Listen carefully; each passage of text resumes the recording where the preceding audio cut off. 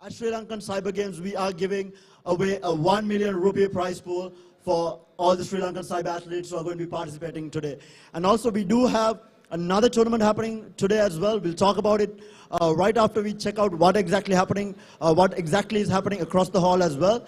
And just to give you all a bit of an insight into how competitive the Sri Lankan esports scene has got throughout the entire years.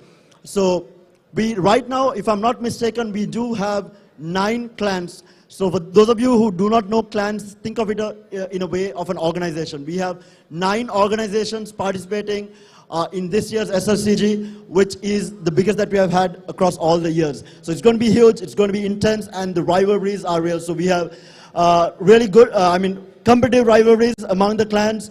For example, we have Phoenix Gaming, who has been winning the overall award for the last 4 years, if I'm not mistaken. So the competition is really intense this year. We might see a new champion being crowned here today at SSCG as well.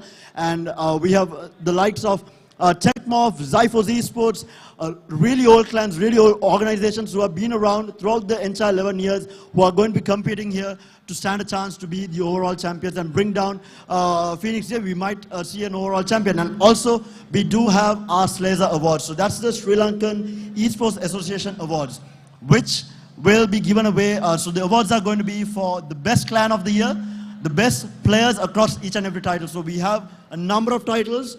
So basically a number of titles featuring Dota 2, League of Legends, Call of Duty 4, Special Forces 2, Tekken, Injustice, and so on. We do have a lot of titles. I think it's around 11 titles that we are having here at SSCG. So another interesting point about SSCG is, if I'm not mistaken again, this is the only tournament across the world where we have multiple titles. This is the only tournament across the world where we have 11 gaming titles being played in one tournament. So definitely one of the biggest events across the world if you want to take it in terms of the number of titles and the number of participants as well. So a lot of interesting things happening. And to take you all through what is happening across the hall, we have Azman, who is around the hall, who is going to be taking you through the playing area, each and every playing section, and what are the players doing, whether we have the game started and all. So Azman, over to you to take us through the playing area. Alright, thank you so much, Sarah. As you can see, we are in the SLCG play area right now, and on my right side we have the League of Legends setup. So we are probably going to have one of the first games of the day. Obviously, alongside the South Asia Cup, we do have SLCG also happening. So the games are already starting off the qualifiers for the round. So we have 2 games going head to head here in the League of Legends area. So these 2 areas on my right as well as my left will be where the participants who are taking part will be going at it to secure that top spot this time, because there's a lot to gain from coming out on top. So, a lot of teams put in a lot of effort, a lot of time, a lot of practice to get to this level and try to reach the top. So it's going to be very interesting to see how things turn out in this section. But anyway, moving forward, we do have on my right side once again we have I believe is the court area as well as the special forces area on my left. So we have the teams right now setting up. So you said Mugula will be taking off. One of the teams here, we do have special forces being one of those games introduced by Dialogue. So it's been introduced very recently. I think it's been about a year, if I'm not mistaken, and it has taken off really, really well. The game has attracted quite a lot of people, and there's a lot of teams taking part this time as well. There's been quite a few growth for the game itself. So there's been a lot of changes, there's been a lot of patch updates as well. There have been, some amazing plays being made by certain, like you said, there's so many organizations taking part. So you have a lot of them, just ready to show off what they got and the skills that they have practiced, and what they've mastered and perfected, ready to show it off. So, that's going to be extremely interesting to see special forces once again. So likewise, going home, obviously has been a game that has been loved by Sri Lanka over a long period of time. I mean, the game has been, since I don't know, I think since its introduction, the game has been really, really popular. Even this tournament, I believe there's over 100 teams that are taking part.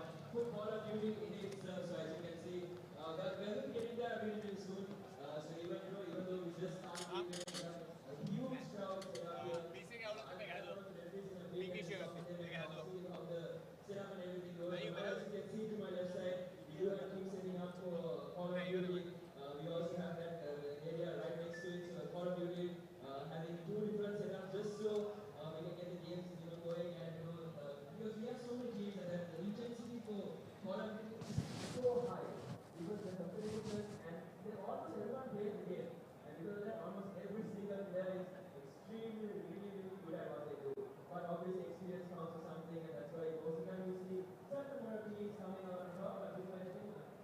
can get Call of Duty referee to talk to me.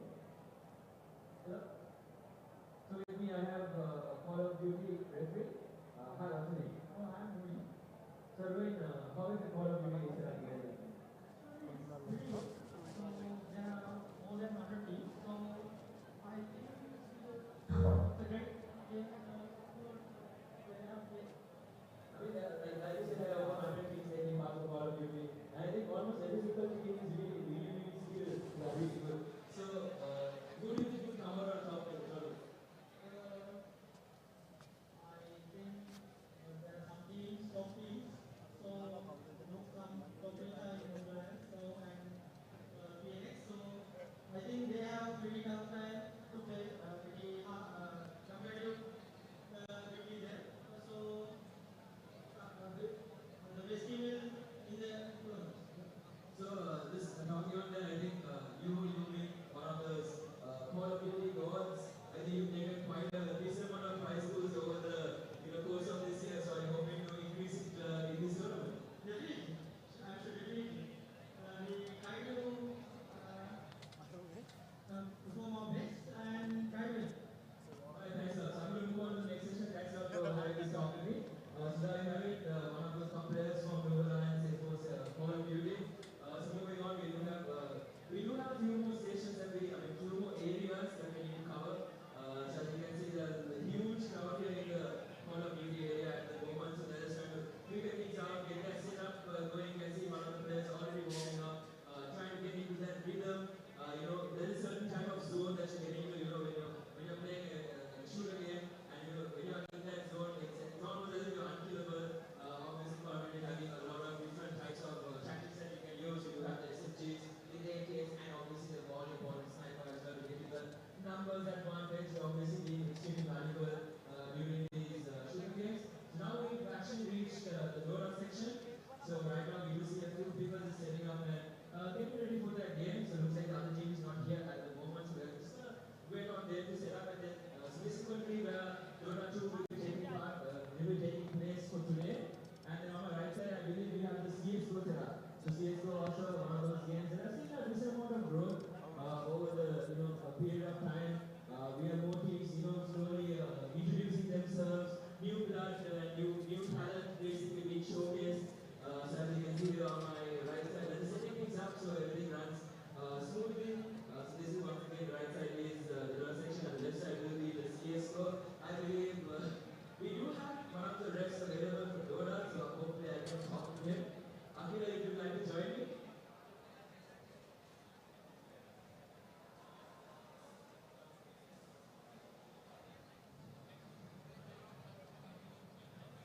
Hi, how are you doing?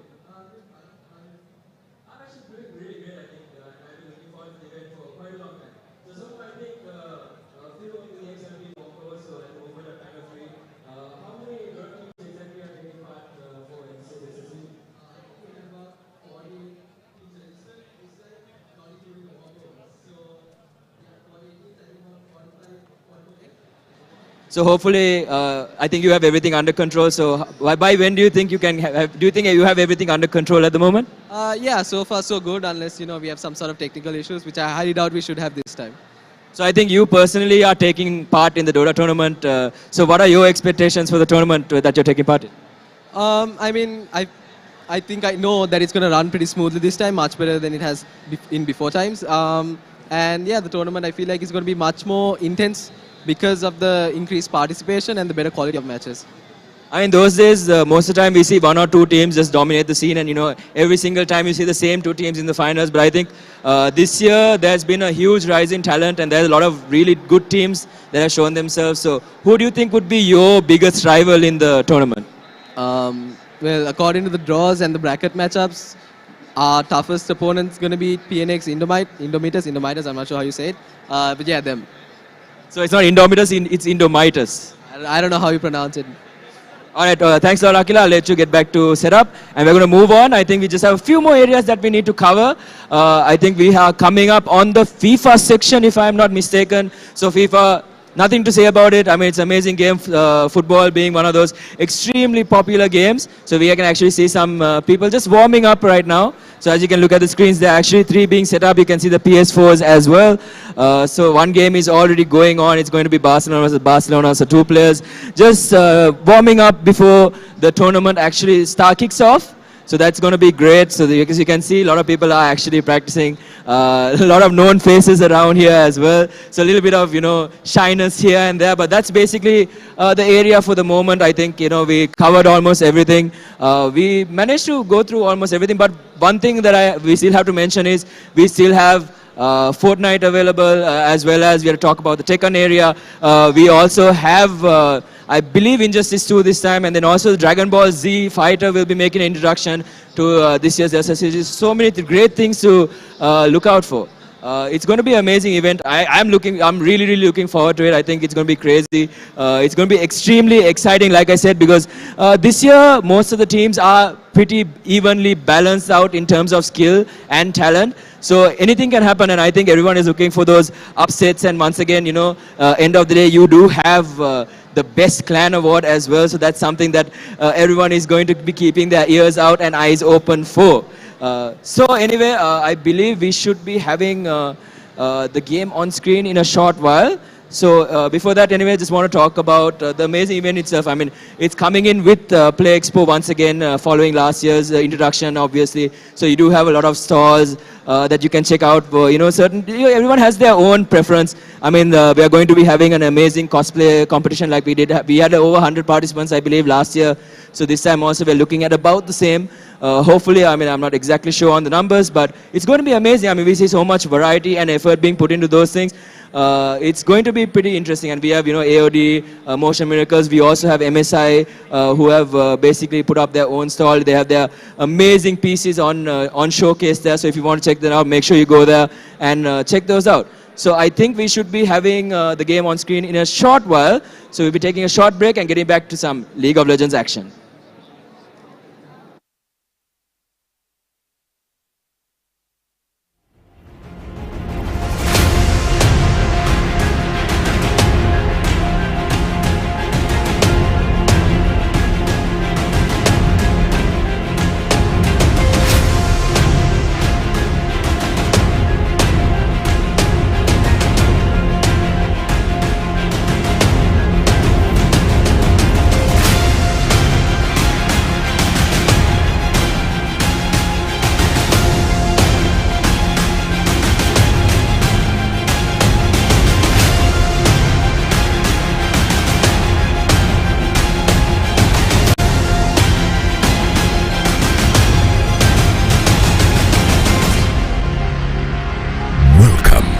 In-game Esports South Asia Cup 2018.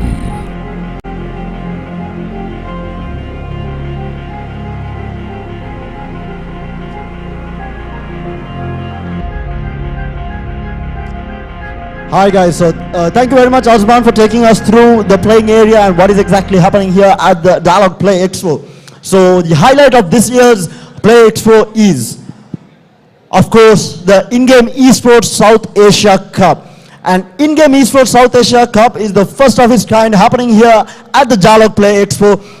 And it's going to be featuring a 5-nation battle across the most played multiplayer game in the world, which is League of Legends. So we have the 5 nations which are going to be participating. Is going to be Bangladesh, India, Pakistan, Maldives, and Sri Lanka. So we do have a couple of matches starting up shortly. It's going to be, the first match of the day is going to be Bangladesh versus India. And of course, not forget to mention the prize pool is going to be $5,000 US. So a lot of prize money on the line for all these players. And from what I've heard, from what I've gathered from the teams who have come here, is that a lot of preparation has gone in to coming into the tournament. I mean, they've had boot camps before the tournament, preparing to come and, of course, represent their nation. All the pride is on the line. The South Asian countries, of course, always a friendly rivalry between each other. And League of Legends, esports has come into the scene, bringing in League of Legends as the first title where we are going to be having esports here at the South Asia Cup. And so, without further ado, I would like to hand over the proceedings to Shalinda, Hades, and Akila aka Snowy to take you all through the gameplay. just before that, we'll take a look at who the two teams are. It's going to be Bangladesh taking on India.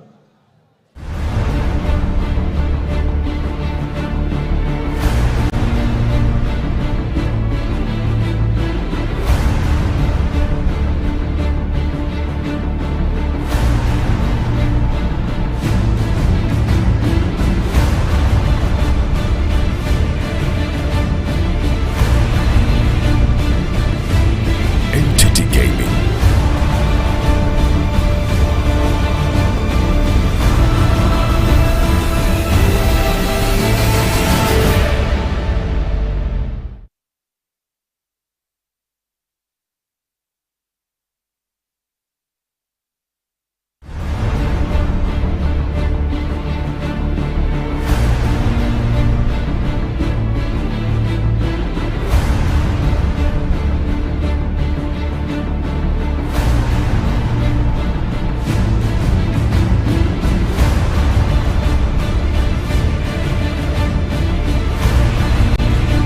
Red Vipers Gaming,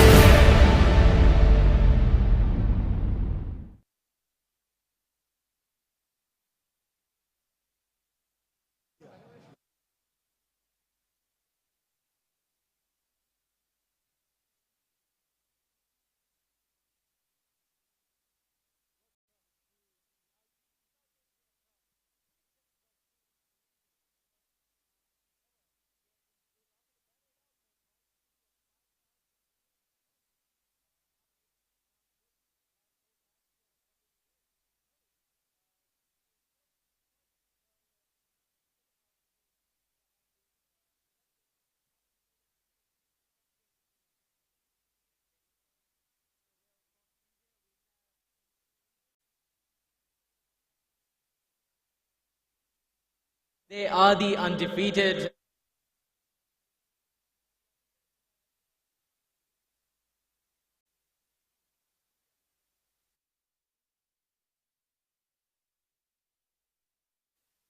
They are the undisputed.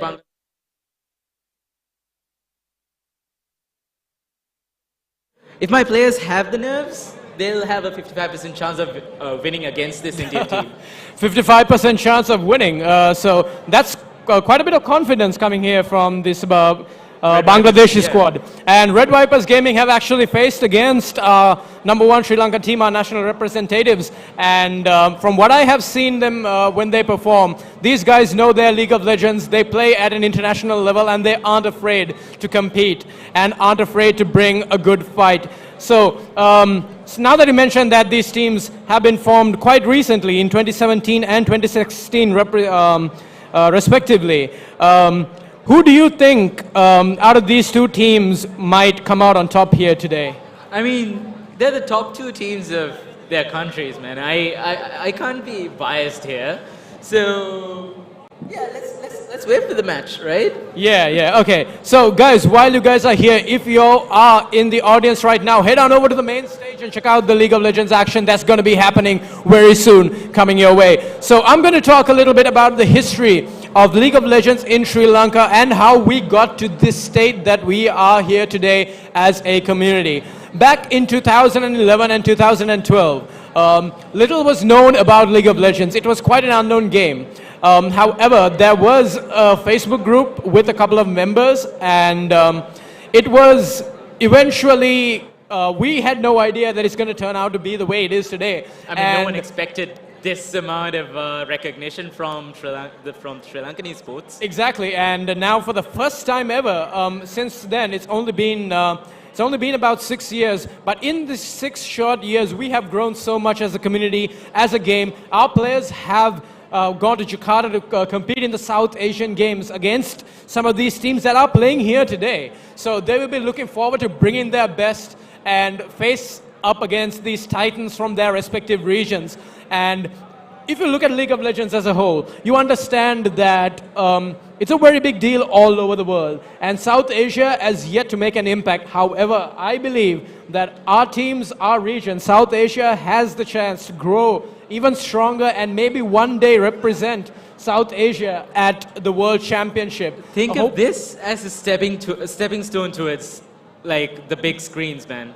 Think of this tournament as like the stepping stone for these tournaments. Yeah, because even though this is quite a big tournament within South Asia, within the subcontinent here, we know for a fact that these experiences will make our cyber athletes, not just in Sri Lanka, but in Pakistan, Maldives, Bangladesh, India, this will make them step up their game and want to take it to an even higher level. So like you said, Snowy, these are pretty much baby steps. And I'm sure with time, with enough practice and dedication, these teams will be able to pull off some pretty magnificent stuff over the years. I mean, we let time do its thing, man. It will give us like amazing results. I mean, SLS back then we had only like 10 teams. Look at us now. We have like 50 teams taking part in the Sri Lankan qualifier. Well, yeah, and ladies and gentlemen, in case you didn't know, how this is going to proceed is the IGE South Asia Cup. The teams that will be representing their nations will be facing each other, and whoever finally makes it all the way to the top will be competing against the winning team from Sri Lanka. So it's going to be really interesting to see.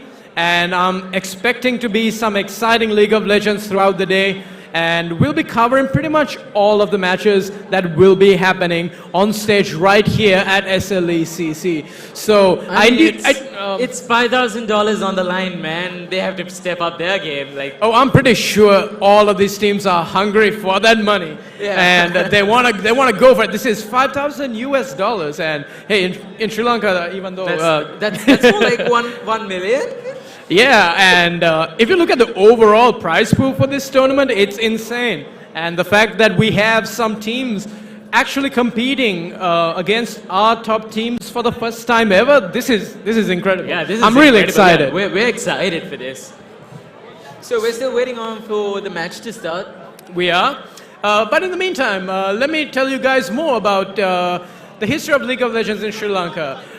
Back in 2012 and 2013, there was only a handful of teams, maybe 11, 12, maybe maximum 15 teams available competing. It was a very small thing at the time. And none of this really would have happened if somebody didn't take an initiative to call people over to a gaming cafe and just meet up to play some League of Legends. And that's how it all started.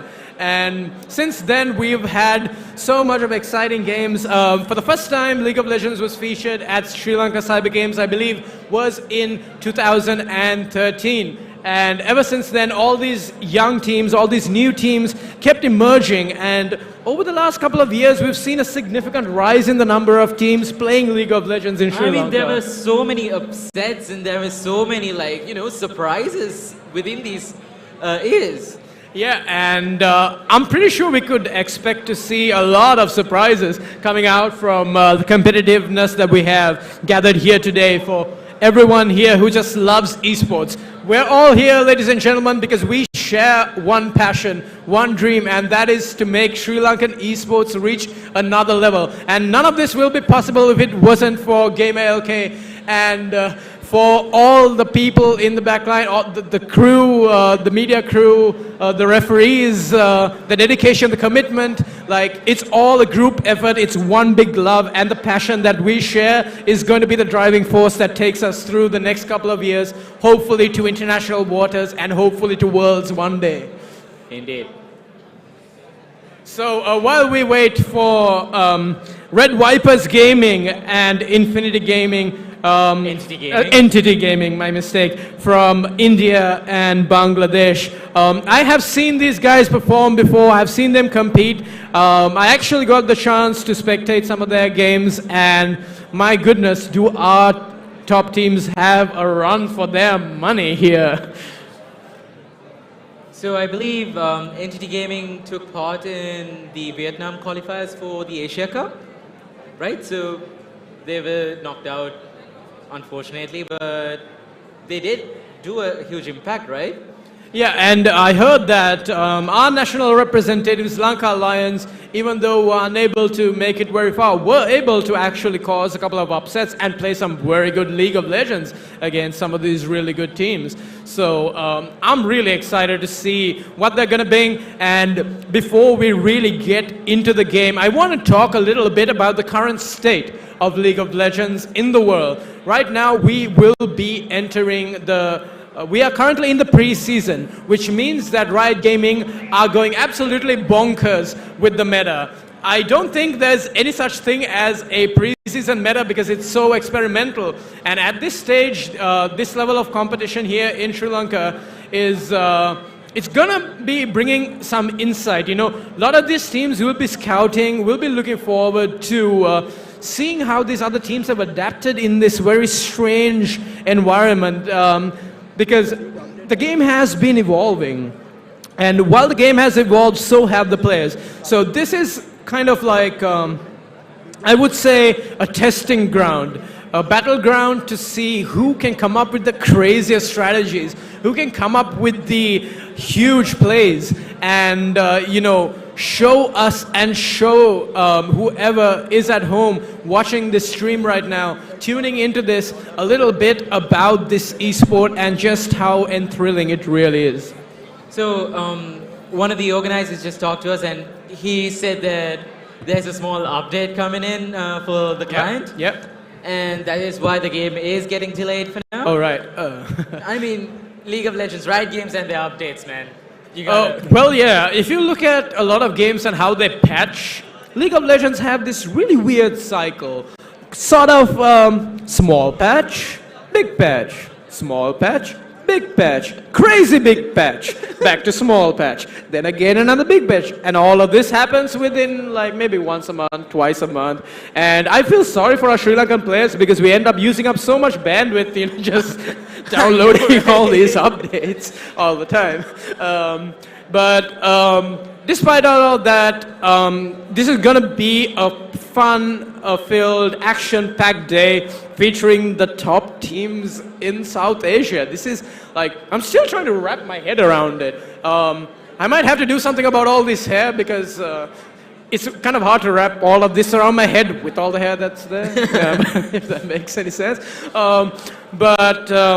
Like, I'm really looking forward to see how this goes, how these teams perform, because this is a learning experience, not just for me, not just for you, but for everyone, man. It's for everyone. Yeah, just for all of these other teams that are actually playing right now. Because between their games, they can watch like some of these teams and maybe pick up some strategies and adopt them. You know, right here. So, ladies and gentlemen, I'm going to be handing...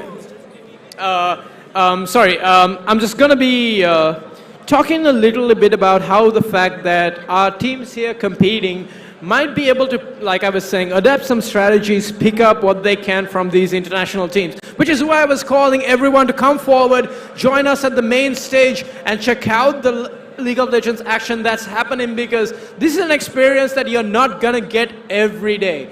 And whoever had to, you know, get approved leaves from their offices and, you know, lie to their parents so that they could make it here to watch all of this. I mean, I encourage all of it. When we were young, we had to do the same thing. Yeah, it's really exciting, and looking forward to see what's happening. So we have like a lot of teams playing, and we have the Sri Lankan qualifiers. We have more than 50 teams participating, around 50. So Hades, as Hades said, we started small, back in 2011, small cafes, and now we're here. We have these teams, some of them like took part in international tournaments as well.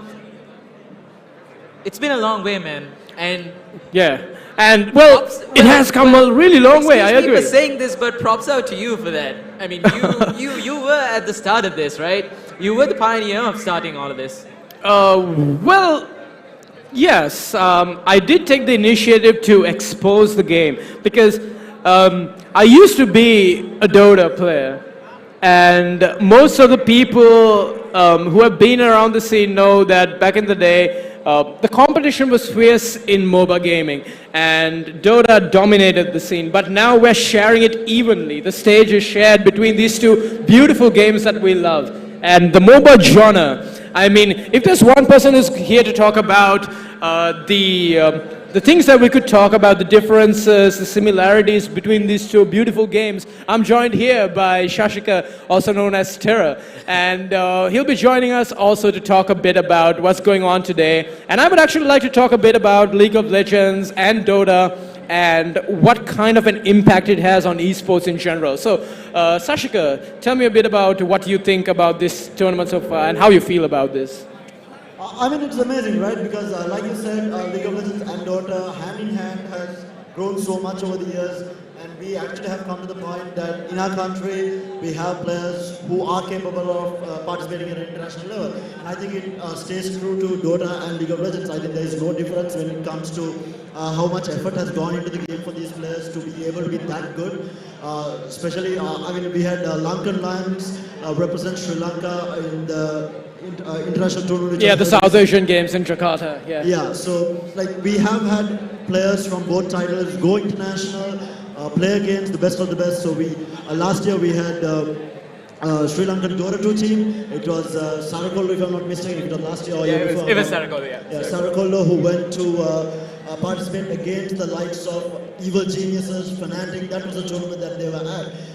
Regardless of the fact how well they performed, the fact that they are able to go to that level and perform is, I mean, it's a huge deal for us because it's a community that has grown over the last 11 years. I mean, props up to Gamer.lk for being consistent day in and day out, making sure that, you know, SSCG does happen each and every year, giving a platform for all the esports athletes to come and compete, to see how good they are, to and also improve. And like you were saying, the difference about the two games. So controversial subject for sure. I think both communities are basically very strong-minded, saying, you know, League of Legends is harder, Dota 2 is harder. You know, both games are completely different. I mean, definitely, I think both games are really good games, and I think both games have their own differences when it comes to the game. I played a little bit of League of Legends as well. Every time I go on a losing streak in Dota, I like immediately switch back into and you know, try to relax my mind because it's. I think both communities, when it comes to the pub scene, I think both communities are a very toxic community. I would say you have a lot of, you know, banter going on between normal pub players. So you want to get away from the, like, if it's your title. So for example, your title is League of Legends. You're playing serious gaming when you're playing League of Legends, and if you want to chill out, you switch into another title and play a little bit of a different game and come back. That's what I do when I'm like, you know, in a very stressful situation with Dota. So I know a little bit of the mechanics, and I think if I'm not mistaken, League of Legends, all the skills are skill shots, right? Yeah, most of it. Well, not all of them. Obviously, there are point and click abilities, and something that I noticed is that both these games kind of learned from each other and picked up certain things. Yeah, they have. I heard that, I'm not sure what the mechanic is called, but Dota recently got in a couple of heroes that actually have this kind of interactive skills that don't work in a traditional way. Could you talk a bit about that? Vector targeting you're talking about, I think. Oh yeah, vector targeting. So yeah, it's basically a mechanic that was used in League of Legends, but was never incorporated in Dota 2. So Dota 2 actually introduced it last year, if I'm not mistaken, at the end of last year when the huge patch came out, when they introduced the hero Pangolier into the game, and that was the first hero in Dota 2 to incorporate vector targeting, which was a different mechanic, a mechanic that came from League of Legends. And I think both games, like you said, have grown. So for the differences that I have seen for Dota 2 that they have kind of taken from League of Legends is, for example, Spell Amp. Spell Amp is something that was not there for Dota back in the day. When initially when we first started playing and we were just kids. Yeah, from Frozen Throne. Yeah, back from those times. I mean, wow, it's just crazy. I mean, a little known fact is that both of these games were created and developed by the same person. Yeah, I mean, the communities fight over which game is the better game, but technically both games are... Well, technically, I say that all this rivalry and stuff is all necessary because at the end of the day, Ginsu made both games. Yeah. I mean, he's the one with the money, right? He's the one reaping all that. And I mean, I know for a fact that Dota haven't, named anything after League of Legends, but League of Legends did pay homage to Dota. If you really look at the neutral objective, the big boss monster, Roshan, Baron Nashor from League of Legends. If you turn Nashor the opposite way, it's actually Roshan. So I did not know this. yeah, there you go. And then everybody, all you Dota support players out there, I'm pretty sure you love your CM, Rylai. And there is an item in League of Legends called Rylai's Crystal Scepter, which also pays homage to the great game that is actually Dota. So you're talking about homage, right? So Dota actually, I don't know whether Dota 2 has it. I can't remember the exact, because we are old Dota players. We still talk about names that were there during Frozen Throne. So Scythe of Vice was actually named after Guinso. It was Guinso's Scythe of Vice. So, and there were a couple of other items. I can't exactly remember, but there were like 2 or 3 items which were named after the initial developers of the game. And in League of Legends, there is Ginsu's Rage Blade, which is another Ginsu item. I mean, these are little Easter eggs in these games that could show the people out here, all of you who are tuned in today, that even though there's so much rivalry and differences, there is a connection that binds it together. And it's these little things that, you know, makes me really happy that I was a part of both of these, and I still am. And I'm just super excited to see how not just League of Legends, but how all the games in Sri Lanka can perhaps reach this current level that we have here today. Yeah, and of course, so we've been talking about League of Legends and Dota. So we have other titles across the years that have developed quite a bit. We have newer titles like Overwatch, which has grown a lot over the last few years. And I mean, it's an amazing game. And we have newer titles like Fortnite being introduced as well. And let's not forget the mobile over here. The Mobile Legends. Mobile Legends, yeah? Mobile Legends. You said Overwatch, right? Yeah. Salty. Anyways. Overwatch is awesome. Let's not go there, Hades. I'm not going to talk. So anyhow, like I think you mentioned Mobile Legends. So Mobile Legends is a mobile game. So some of the, how do you say, a concept or... Some of it, it's more like 75% is... Yeah, so there is a part of the community which thinks that mobile gaming is not actually esports. But I think around the world, internationally, it has been proven wrong. Where titles like Mobile Legends, Arena of Valor, and Vainglory, PUBG Mobile, like there's a lot of games with increasingly like the community is basically growing at a very rapid rate. I mean, and especially for Mobile Legends, I mean, it's insane the community that is there in Sri Lanka. I think Mobile Legends this year is going to be introduced as a promotional title here at SLCG as well. Who knows, like from next year onwards, we'll have a ranked title for Mobile Legends. Definitely, I mean, depending on the participation and how good the game is. So I think the game itself, most of these mobile games are still in a developing stage. They are trying to sort out the the small quirks and the bugs that they do have, balancing out the heroes, which is very important when it comes to a mobile game, which I think Valve and Riot has been doing a really good job. Continuous updates to the game and always keeping the players basically making sure that the players don't get bored of the game. Like the meta changes significantly each and every time. And Well, I think speaking of Riot and balance, Dark Harvest Diana, anyone? Oh yeah, I've tried that. You can just one-shot somebody when they're at half HP. It's just ridiculous. It's balance, Hades. It's balance. Of course it's balance. That's why, okay, so in League of Legends, there's these things called keystones. The talent trees that were introduced to Dota basically were kind of, I would say, adapted from League of Legends, the rune system. The rune system. So this is the runes are what you purchase beforehand for particular skill tree, right? Well, yeah. Those days, before the game changed, we had to actually use the in-game currency to actually buy runes. But and then there were, just like in World of Warcraft, there were these mastery trees where you could choose a specific build appropriate to your champion, appropriate to your role. So they decided to combine them now.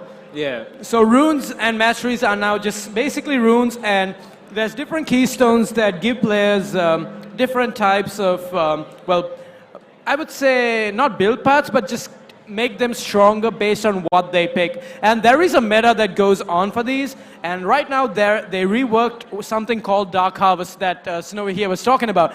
Ladies and gentlemen, Dark Harvest, you can use it on anyone. It's how it works is basically whenever you deal damage to a champion below 50% HP, you extract a part of their soul. And these extractions, they keep on stacking right throughout the game. So every time you get a kill or something, every few seconds, your next ability or attack will apply Dark Harvest and would deal bonus damage based on how many stacks it has. So the later the game goes, the more Dark Harvest stacks you have, it's just deal crazy damage. It's unimaginable, man. Like, you just go... Like, imagine it on Vega. Yeah. Like, and Nasus. Like, these are two champions with infinite scaling. So, hi, random dude's mom on TV.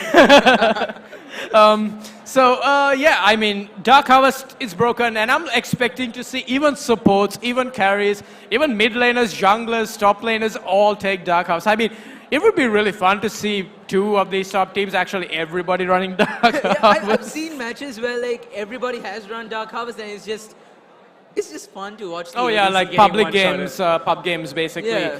People just run Dark Harvest on everything. Like, I'm not sure. I'm guessing you have some questions for us. Yes. Oh, his mic's dead. Feels bad, man. Sorry. Press F to pay So yeah, I respect. do have a small question. So when it comes to Dota, right? So the laning stage has been evolving each and every patch. It changes. It's either tri-lane, it's 1-1-3 or 2-1-2, or it has been changing over the years, and it keeps on evolving. League, I saw that it had the 2-1-2 at a certain point. I think way back then it was played as 2-1-2. But what is the laning stage like right now? Okay, so I would say over the last maybe 5-6 years, it has always been a consistent laning. There is a mid laner, then the off lane, which is the top lane, is usually a battle between tanks or bruisers, fighters, like warrior class heroes and champions. And in the carry lane, what usually Dota run as a tri-lane with their carry and two supports is just one carry and one support. It's usually a ranged carry. And actually, sometime last season, there was a time where there used to be actual mages and bruises in the bot lane. So it was very, very flexible. But now Riot have kind of realized that they need to bring it. Yeah, that kind of makes the game very... as interesting as it was just the same compositions being picked almost all the time. Same number of champions being cycled in pro play, and they'd realize that, it's not going to work out. We need to change something. At first, AD carries, the carry position, they were very, very strong. And then they decided, okay, they're too strong. We need to make the tanks stronger, make the carries weaker, and leave the mages and supports as they are. But that's why, since the carries became weaker, that's how when players started putting, okay, let's not, for example, instead of sending, I would say, a Spectre and a Shadow Shaman and a Dazzle in a tri-lane, these guys would send something like, let's say, like an Ursa and an Io. So, something like which is not something normal in League of Legends. So, since then, Riot decided, you know what, let's just roll it back. Let's change it up a little bit. Carries are kind of weak. Let's show them some love. And so they did. And now the game is very balanced. But I mean, they haven't shown the carries that much love. I mean, they buffed the assassins. Oh yeah, I mean, Dark Harvest plus assassins equals... I mean, you are an AD carry, right? So how does it feel to get one-shotted by an assassin in the late game? Oh, I love it so much that it makes me want to go home, get on the bed, try not to cry, and cry a lot. But anyways, Shashika, you were asking about the lanes. There's one thing that has stayed consistent and unique in League of Legends, and that is the jungle role, which is probably the most important role in the game. And Snowy, being a jungler here, could probably enlighten us a bit about how important it is and what kind of an impact a jungler brings to League of Legends in general.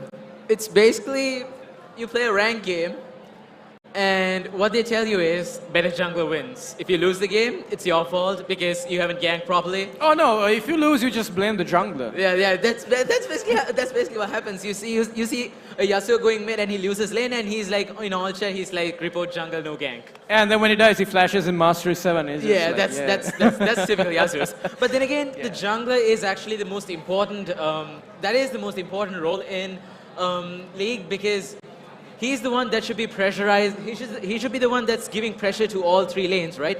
So if one lane is failing, he should be focusing on getting his other lanes ahead, his other teammates ahead. Like yeah.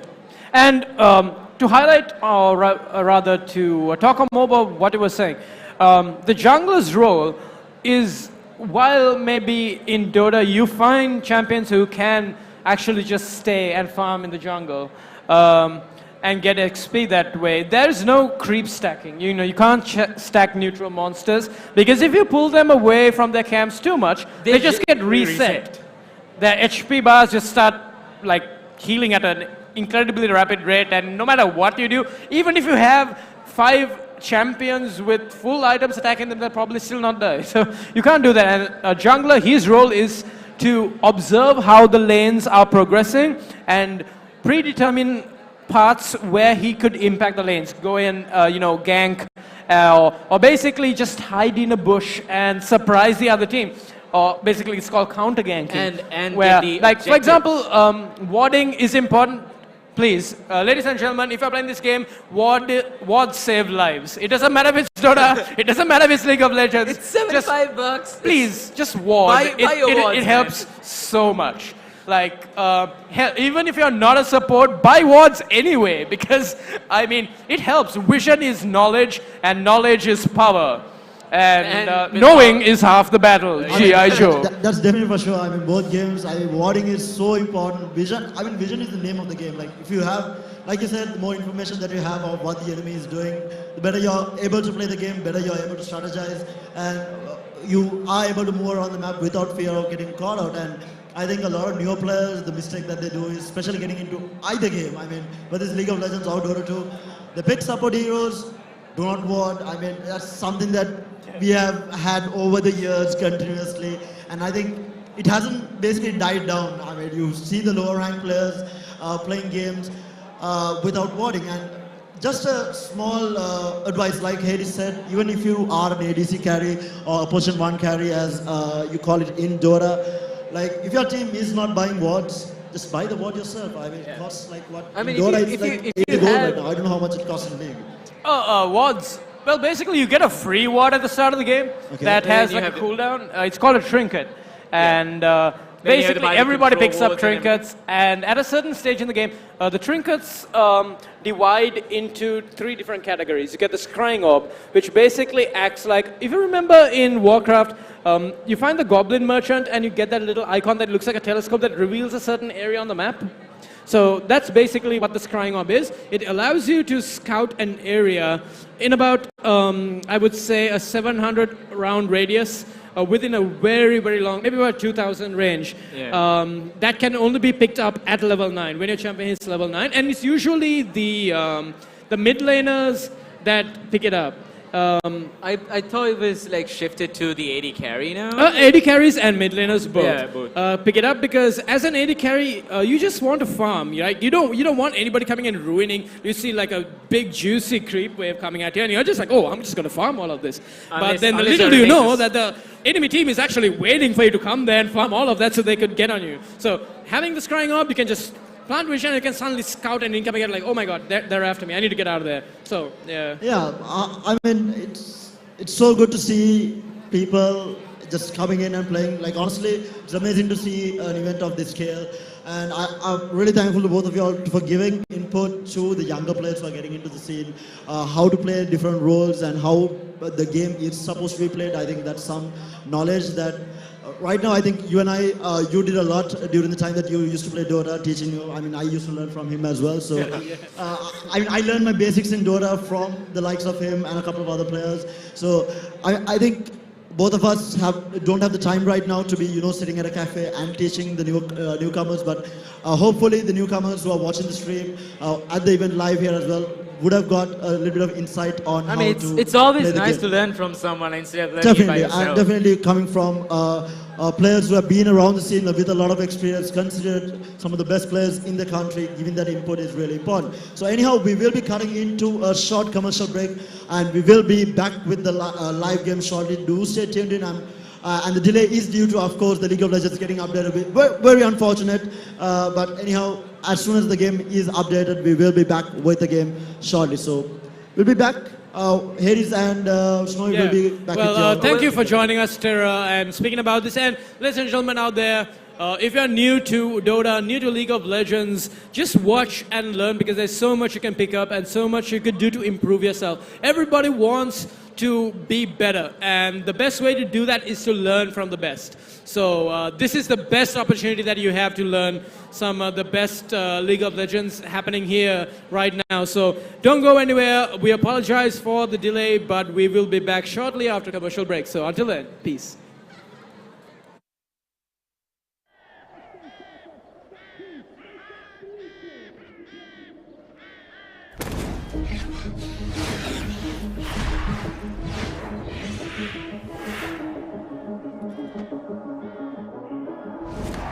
Welcome to a world, no heroes and villains. Welcome to a war we've only begun. So pick up your weapon and face it. There's blood on the ground, go and take it. You get one shot to make it out alive. So higher and higher you chase it. It's deep in your bones, go and take it. This is your moment. Now is your time, so prove yourself and rise, rise. Make them remember you. Rise, push through heaven. Rise, rise. They will remember you. Rise. Welcome to the climb up, reach for the summit. Visions brave and one false step lead the end. So higher and higher you chase it. It's deep in your blood, go and take it. This is your moment. Take to the skies, go. Prove yourself and rise, rise. Make them remember you. Rise, push through heaven. Rise, rise. They will remember you.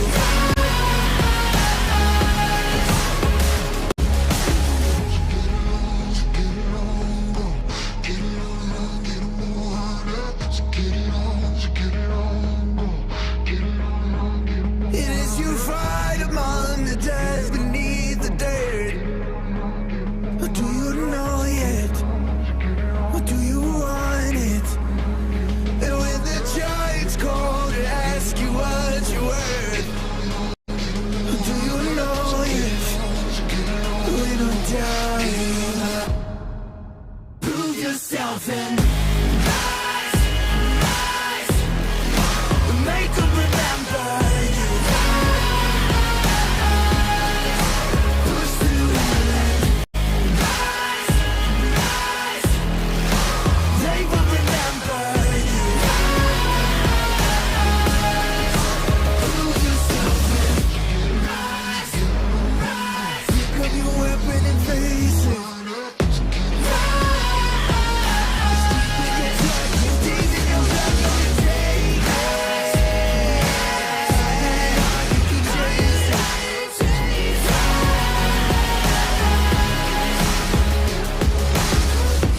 Rise, rise.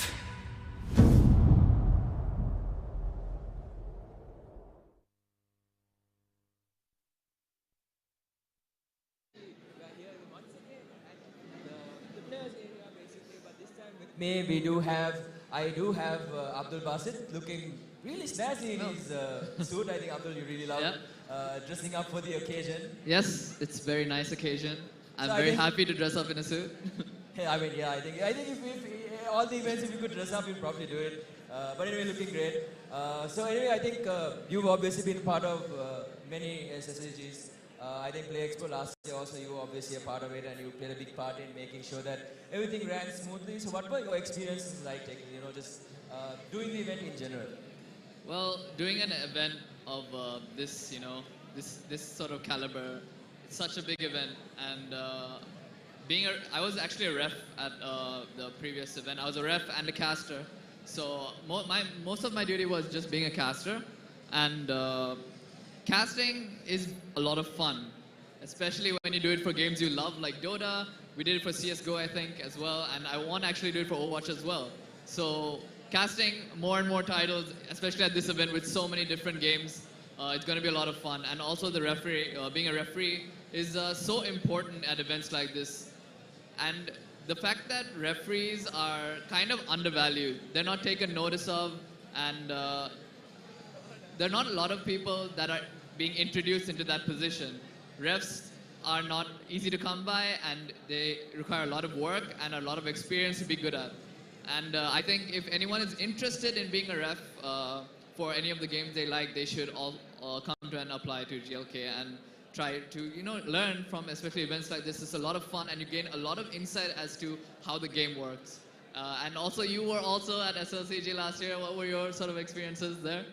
I mean, it was actually quite a forthcoming event for me. I think I gained a lot of experience from it, definitely, and a lot of confidence, self-confidence, most importantly, I think, because it was the first time I was actually trying to, kind of host an event in general, and I had to do most of the time. I mean, this time we do have the great Sashika Muthukumarna with us, but supporting us this time. But last year, I had a lot of support, and obviously I couldn't have done it without the GLK team.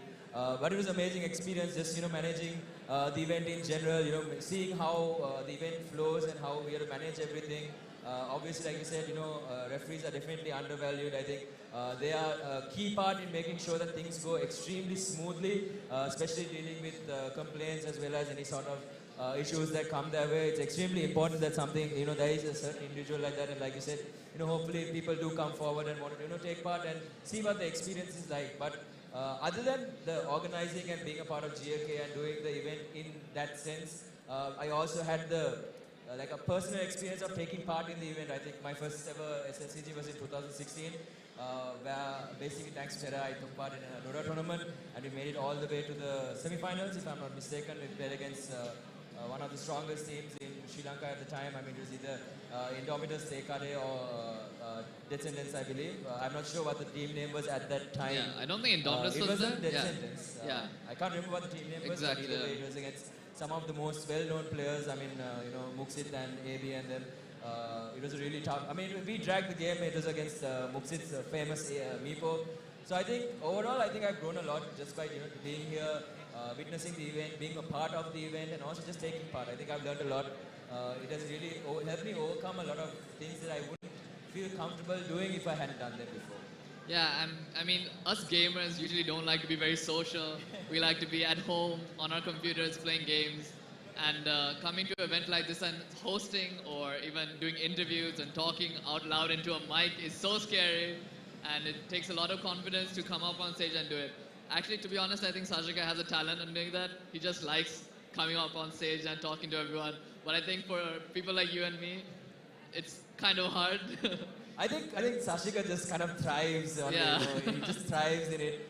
He's really good. Obviously, he's amazing at what he does. I mean, not to take away anything from the other casters as well. I think we mentioned casters, but we didn't really talk about the impact that they bring to the event itself. I mean, if you were to come to an event and just watch the screen and watch the game, there is no real excitement to it. I mean, it's as if you're just sitting at home and watching television, some sort of television drama or a show or some sort of game show.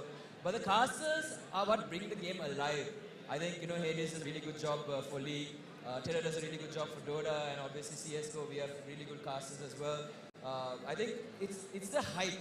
Like when there are two teams that have really good skill, and you have people who understand the game and can convey that to the viewers, I think that's what brings events alive. I mean, when you cheer for certain organizations, it can be NA, it can be Manix, it can be Tecmof. when you have that support behind you and when you know, like not everyone knows about every single game, and that's where the casters come in. They explain every single detail, they tell you about the items that are purchased or the movements that are made, and it helps you paint a picture in your head of how the game is going. And then you know that, your team is doing really well, so it's positive, you should be cheering for them. It builds up that hype.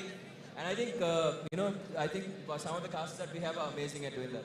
Yeah, and I think that if you do want to cast, we are open and we would love to invite a lot of people who would love to cast.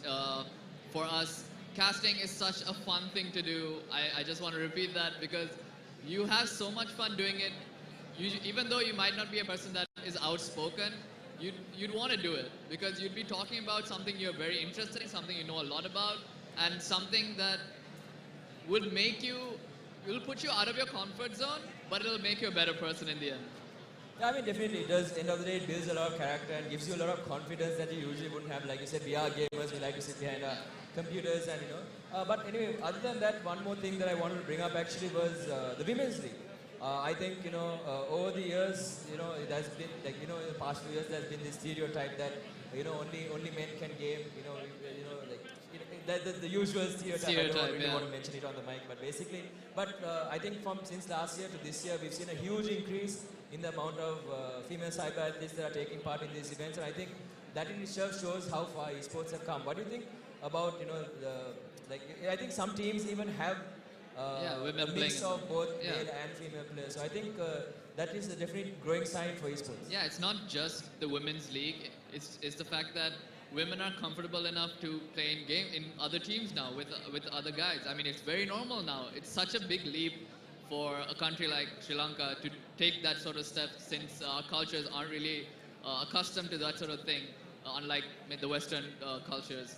But seeing something like women just joining teams and being almost having the same amount of fun as we do when we make teams and have fun and join teams and do well in it, is a really nice thing to see. You want to see more of it. So that's why I think Women's League was introduced, so we can just show women in general that, hey, it's okay, you can come game with us, It's not something you should be afraid about. You should just, if you like gaming, you should come join a team and have fun.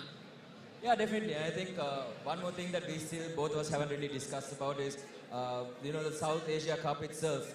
I mean, for the last few SLCGs, it has just been kind of, a Sri Lankan-based event where we have, our own teams coming in, taking part for SLCG, trying, just coming and showcasing their skills and talents. But right now, we actually have some of the best teams from 5 different countries going head-to-head in some amazing League of Legends. So hopefully, that itself is a sign of huge growth for esports. And I think in the future, we might even see Dota tournaments.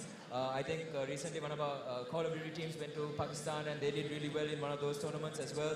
So it's great to see that we as Sri Lankan esports or cyber athletes are taking that step to go international. So what do you think is your viewpoint on that? Going international is a step that is very much needed to grow your community and make gaming a sort of a job rather than just a hobby. Making it into the international level is where you can actually think about making gaming as a career. And that is something a lot of cyber athletes in Sri Lanka dream to have. A lot of good players, top teams in Sri Lanka would, throw everything away to have like a salary and a good career in Dota or League of Legends or CS. I mean, there are so many tournaments that are in the world that people actually play professionally for and have earn a living and do really well in it. So Sri Lanka taking that international step means it's one step closer for the dreams of quite a few people in the esports scene. Yeah, definitely. There have been a lot of inclusions. Even the Olympic Committee of Sri Lanka has included esports as a Olympic title in a sense where, we had the Asian Games recently and we actually had a few representatives from Sri Lanka. I believe it was Amrut Alfred who took part in StarCraft. So, there are some really amazing things happening in the world of esports itself in general. So that's amazing to see, I think. And like you said, a lot of people want to make a certain living out of gaming itself. But then, it's not as easy as you think. Obviously, there are certain skills and knowledge that is involved. So that's why teams such as Indomitus, Lanka Lions, Death Sentence, then Tekade or SK, those teams have made it to an international level. Even Zeg, I believe, for CSGO, recently went abroad and they took on a few teams and they did really, really well. They beat some of the top teams, but ended up falling, I think, in the semi-finals, if I'm not mistaken. I'm not exactly sure on the details, but it's great to see that. But what do you think? What do you think? What do you think a cyber athlete or a gamer needs to compete at that level? I think you need a lot of dedication, a lot of practice. You don't need talent, but you need to work hard. You need to work really hard, and you need to be practicing a lot. Like obviously, people in Sri Lanka usually have it as a hobby more than a career, so they don't focus a lot on the practice aspect of everything because it takes a lot of time. Especially games like Dota, where each game is almost an hour if it goes long enough. And also even CS takes quite a while, League of Legends take a while, and those are the games that are currently at the international level. So it takes a lot of time out of your day if you want to try and practice and be the best. If you look at Twitch streams where you see a lot of people streaming, they are practicing 8 hours a day, 12 hours a day, and that's how they get so good at the game. But we are usually juggling work and studies with our gaming. So until we get to the, if you really want to become an international level, you need to manage your time to a sort of way that you can get the most out of your practicing. So that means you have to watch replays rather than just play the game. You need to learn from your mistakes, make sure you understand your mistake and learn from it rather than just acknowledge the mistake. You should know what you should have done in that situation rather than just look at it and say that was a mistake. That's what a lot of players do. They know that they make mistakes, but they don't look back at the replay and check to see what they could have done better.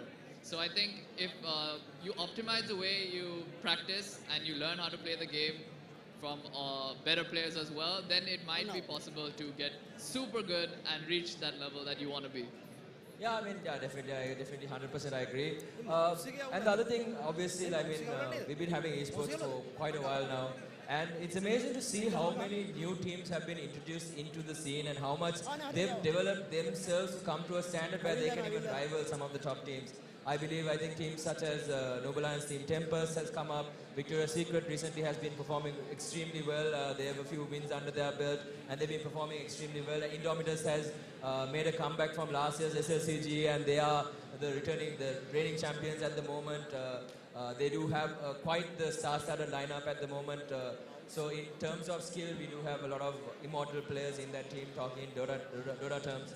Then Lanka Lions, obviously international-based team that has really dominated the scene in Sri Lanka. But you still have other teams that are almost almost on equal, not exactly on equal footing, but close to, like, they're slowly gaining onto them. So what do you think about teams such as Indomitus and Lanka Lions just doing their best to stay at the top? Well, teams like Indomitus, you can see through their the medals they have, which is Immortal, which if you guys don't know, Immortal is the highest rank you can get in Dota. And then after you get the Immortal rank, it lists you with the top, I think, 3,000 players or 2,000 players in the world. So a lot of Sri Lankans have not reached that rank. Most of the Immortal players are in Indomitus. And that itself shows you the dedication and effort they put into the game and how much time they actually spend into the game. So reaching that level is something that other teams should, they should look at Indomitus and try and achieve something similar. Victoria's Secret is coming up. There are other teams that are coming up, like Tempest. But do they focus as much as Indomitus? Through the medals itself, we see that they're not doing the same amount of work that Indomitus are doing. Indomitus are playing a lot of solo games, and in Dota, solo games are super important to improve your mechanical skill. It's not only about your team skill. Mechanical skill is super important, especially when you get into that Immortal rank. So making sure you practice and you hone your skills to a point where you can win a lot of situations where new players wouldn't know what to do. If you don't come to that point, then you're not going to be at Indomitus' level. Yeah, definitely. I mean, you have to put in the time, otherwise, because I think Shashika was the one who shared with us, I think, the saying where if you don't practice, somewhere down the line you will run into a team that does practice, and that team will beat you because they have been preparing while you have been sleeping, I guess. Sleeping, Yeah, yeah. sleeping. No, not the exact Yeah. saying, but you get the point what I'm trying to make.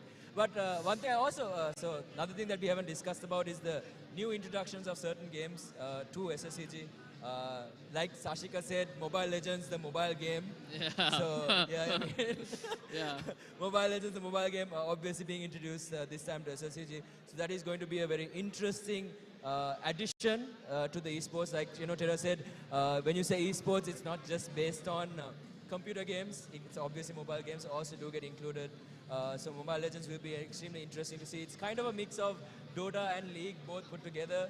So it'll be exciting to see what sort of turnout will come from that. Then alongside that, we do have Fortnite, which has seen some light in the last few tournaments here and there. So it's going to be in quite a big scale here at SLCG itself, and we have a lot of talented players. Actually, I think one of our Sri Lankan players is currently in the leaderboards. I believe he is #1 ranked in Sri Lanka, if I'm not mistaken.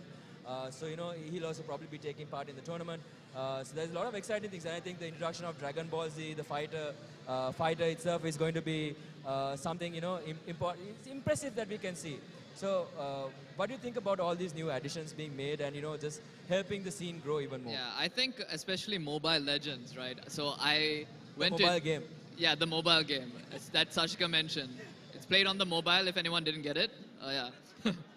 So I went to Indonesia, I think last year, and Mobile Legends is such a big deal there.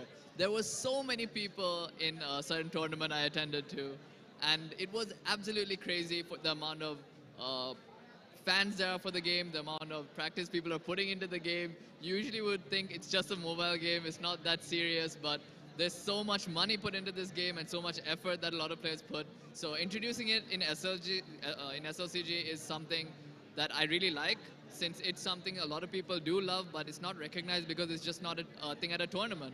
A lot of players don't want to compete at very high levels because they have no venue to practice it at. They have no place to show their skills. So introducing it to SLCG is a really nice addition. But you were mentioning Fortnite. Fortnite is a really good game. I really like it, but the thing about Fortnite is it's a bit hard to make it into a competitive game. So I like how SLC is making such a big step where even though it's a game that they can't really make into a competitive game just yet, they're trying their best to incorporate it, since there are so many fans in Sri Lanka for Fortnite. If you go to any gaming cafe, you see only Fortnite. And I like how SLCG is trying to make that game into something that people can compete and get really good at. Yeah, I mean, definitely. I mean, right now, obviously, in a LAN type of environment, we can only manage to organize this, 1v1 sort of competitive, try to control most of the RNG-based aspects and give it, basically make it a fight of skill. So that's basically what the kind of outlook that we're looking for here at this time's Fortnite tournament. But once we are able to create, once we get the permission to create custom lobbies, then we can, hold online tournaments and have people from all around Sri Lanka taking part in the tournament and, just showcasing their talent and skill in the new game. And obviously, I think we didn't even touch on Dragon Ball Z Fighter. I've seen a few I've seen a few videos on it. I believe it's a fighting game where you basically get to choose 3 different heroes. So you can, it's like Tekken Tag, I believe, where you can switch between each hero, and obviously they have their key bar or energy bar, as for simple terms, I guess. And then once it's filled, you can use certain type of combos, and it's very you have to think really fast on your feet. And I think that's something that can help really, like people with really good cognitive functions who have really good hand-eye coordination, or type of just being able to collaborate the moves, have a really good advantage. And I think helps people grow in a sense where it helps them with that. I mean, there are certain day-to-day things that you can do with the hand-eye coordination that you gain from gaming. I mean, you can see how flexible my fingers are, so just from pressing buttons on Dota. So I think that in itself is amazing. And then obviously we do have, dare I mention it, we have Project Cars, which everyone knows I'm not good at. You don't have to make fun of me. But it's amazing racing simulator that has been introduced by Red Bull, if I'm not mistaken. So that is something that you can check out in the right side corner that has a lot of potential. And it's actual driving simulator. So I know that if I get in a vehicle, I'll probably crash into a wall. Yeah. You're really bad. Don't step into a vehicle. Yeah, I won't. Make sure I save people by not, just getting in a tuk instead of getting into the vehicle. You did try though, which is the first step you take. You try, and then you get better slowly. But you should probably stick to simulator for now. Maybe I should drive around in like a field where no one is around. So Sure. yeah. You'll damage the car somehow. Yeah. Maybe like maybe brake to like avoid a rock and end up toppling the vehicle or something like that, which would be very interesting. But Yeah. it might not happen. Might, probably won't. I mean, one day maybe. Maybe you can have another event with Sashka this time too. Please no, please no. I do not want to race Terror in another Project Cars run. Please spare me. Thank you very much. But if it's Subway Surfers this time, I'll take him on. Subway Surfers? Subway Surfers. Subway Surfers. Subway Surfers. Wow. I do want to see that. Are you sure you want to see No, that? I don't want to see that. So anyway, I think there's like a few other things. Obviously, we haven't covered dialogue game itself, introducing special forces. I think it's about 2 years since they introduced the game itself, and it's like a little. Okay, you can't really call it a little, but it's kind of an upgrade from Call of Duty. It's very interesting the way the mechanics in the game work. You do have a selection of nades that you can use. You have the flashbang as well as the normal grenades, certain types of weapons as usual as you see in normal shooter games. But the most interesting thing is the more you level up your account, the stronger you can become, because you can get certain types of new weapons, new armor, new gear, which gives you an edge. So that really rewards people who practice. What do you think about the SF2 in general? To be honest, I don't know too much about SF2, but I know that a lot of people like the game, and there are a lot of teams that are playing SF2. And since you said there's a sort of system where when you level up you get stronger, I think giving incentive to people to play the game more and get level up and get items is one of my most favorite things in games. I play quite a few games that do that, and I spend hours and hours just leveling up my character, trying to get the best things, and then competing or fighting with other players or even other mobs, and having a lot of fun with it. So I think that's a super fun sounding game. Maybe I should try it, but I'm not that good at shooters. It's a bit hard to play shooters after you play MOBAs. I'm a Dota player, so getting into shooters is kind of tough. You have to have a lot of practice in shooters to be good at it. But you have a little experience playing a little bit of Warframe, I believe. Yeah, I mean, sure, but it's not CS. That's true. That's true. Yeah, if you play CS, you need to have really good aim. Otherwise, you kind of suck at the game. Yeah. I mean, that just goes to show how much time and effort people have put into controlling the recoil. And fun fact, actually, I think yesterday there was an update on CS:GO where they introduced their very own Battle Royale. So I think Battle Royale games have been very popular in the past year or so. PUBG, I think, initially really boomed with popularity, and then when Fortnite came, it was even bigger, just because of the fact that they had that building aspect, and now you have the Counter-Strike Battle Royale as well. So that will be interesting to see as well for those who have really good aim, unlike you. Yeah, and I mean, to be honest, casting CS:GO and doing things with CS:GO is super interesting, because it takes a different sort of strategy than games like Dota and League. In Dota and League, you have to have an overall sense of the game in a different way than CS:GO. In CS:GO, you also have to have an overall sense of the game, but it's so different, and it's so interesting to see the difference between games like CS:GO and Dota and try and be good at both of them. There are some people who play both games, and they are like not the best at, like really good at one, but okay at the other, because it's obviously super different. You do spend different amounts of time on it.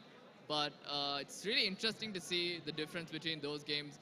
Really interesting to see the strategy behind Dota, especially because let's take League, since we're doing since there's the South Asia Cup right now. We take Dota and League, and we see it's basically the same game if you look at it on paper. Like, okay, you defeat each other's ancients in Dota, and in League it's I think the Nexus.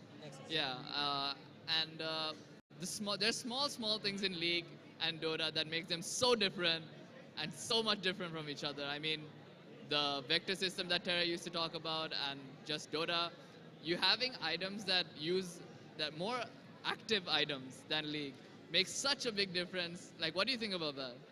Yeah, I mean, definitely. I think we saw that topic being covered by Terra and Hades really well, and how the similarities and certain dissimilarities, and how certain heroes can almost infinitely scale given enough time. I mean, I believe there's a hero called Shogum who keeps growing and growing. Yeah, that was scary. Yeah, it becomes like almost half the size of the screen. So that's pretty cool in a sense as well. So I think it's just certain things are different in the games because League is heavily skill shot based. And I think that itself shows a certain level of skill, but Dota also has certain point target skills as well as now with the introduction of certain randomly generated numbers, you have pseudo random, you have your chance, your genuine chance to crit or something like that. But I think one thing that varies between League and Dota quite often is just Dota having a lot of items that are active. I mean, I can name almost every single item, but I think you get what I mean. I am not too sure on the items on the side of League, but I know for a fact that most of the items are just to either buff your health or depending on the type of hero you play, obviously you have your tanks, you have your AD carry, you have your jungler, and I think in the previous discussion they mentioned how important jungling is. Because if you fail at your role in jungling, your team blames you. Because it plays an extremely important part in the game. Because ganking lanes, putting pressure, helping your mid laner or the top laner or the bot lane just secure a kill and get ahead of the other hero. I think it's hero, legend. Champion. We say legend because legends never die. Sure. Yeah. Champion. Yes, I had to throw that in. But the thing is, when it comes to Dota, if someone jungles, you're going to flame him, report him, and probably abandon the game and leave it. Yeah. You don't jungle in Dota. Yeah, when you see, okay, so in Dota you have a carry role, so that would be the AD carry role, obviously in League. So when you see a hero that does not fit in the draft being picked to go and hit creeps in the jungle, you don't have a good day. Yeah. You don't have a good day. So I think there are certain similarities and dissimilarities, like you said. But you do have certain heroes in Dota also that kind of now infinitely scale in a certain sense. I think Legion Commander comes to mind. Slark. Slark from the new patch with his permanent Underlord. Aegis, yes. I mean, there's so many crazy kind of upgrades that have happened, and I mean, it's very unique. That's what makes things extremely special. And once again, this is where I like to bring emphasis on the casters because they basically study almost all of this just to bring that information to you and explain how powerful the heroes are becoming. And I think certain changes in the patches also, just constantly having change is a great addition to the games itself. Just Change is a good thing. Yes, change is a good thing. Like Obama says. I believe it's Obama. My fellow Americans. Anyway. So, the change always gives it a fresh look. I think that's something that, once again, Fortnite does really well. So anyway, coming back to our original topic, we still haven't covered all the games that are there. I think we missed out on Clash Royale, if I'm not mistaken. Clash Royale, obviously being a game that has been introduced, one of those mobile games. Obviously, I can't call it Mobile Legends mobile game because it doesn't work there. But Clash Royale, obviously, being one of those extremely strategy-based games where you have different types of decks that help you come out on top, has been in the scene for quite a while, and we've had one contestant dominate the scene for quite a number of years. So it'd be interesting to see whether someone gets the title newly this time. And that game is hard. That game is so hard. Like when you look at people play the game, it's actually looks so easy. You're like, okay, you drop these guys at this time when this is happening and you have to conserve your mana. Okay, I get it. It's not too difficult. Then when you actually play the game, it's something that it's not easy. And seeing players like the one that I'm not too sure what his name is, but he keeps winning consecutively against so many players, and I don't know how he does it. He's just really good at the game. Yeah, I mean, it's the thing is you can't really see what kind of deck your opponent is running either. So it's kind of like flipping a coin, but he keeps somehow winning the toss. No. Yeah, I mean. Sure, I guess so. That's a decent analogy, I guess. In one way. So anyway, moving on. I think one title I'm really looking forward to is Tekken 7. So Tekken 7 has been introduced to SSG for quite a while now, and we've seen a lot of amazing players slowly making their way into the scene, I think.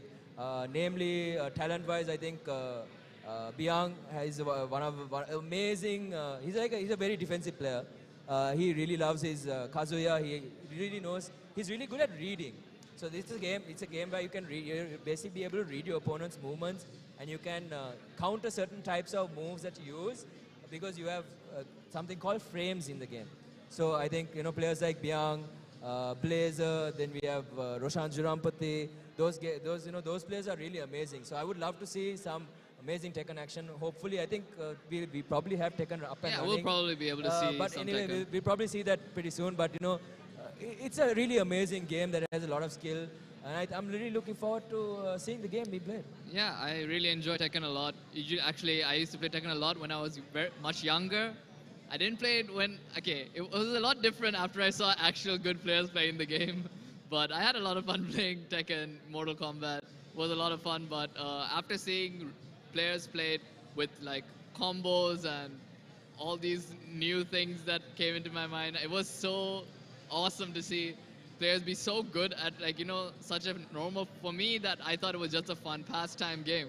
But some players take it so seriously and they're so good at the game. And I know Xiphos is doing super well with one of the fighting games, I'm not too sure. Yeah, Injustice 2, I believe. Injustice. They're like dominating it.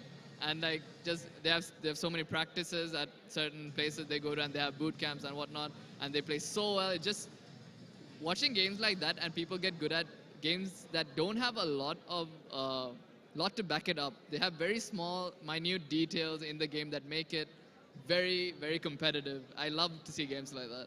Yeah, definitely. I think, and also one more thing, I think you brought up the fact that Xiphos has been dominating the Injustice 2 scene, and the great part is it's been dominated by, I think, brothers, if I'm not mistaken. I think 3 I'm brothers. not too sure. I'm also not exactly sure, but I feel like those guys are like brothers.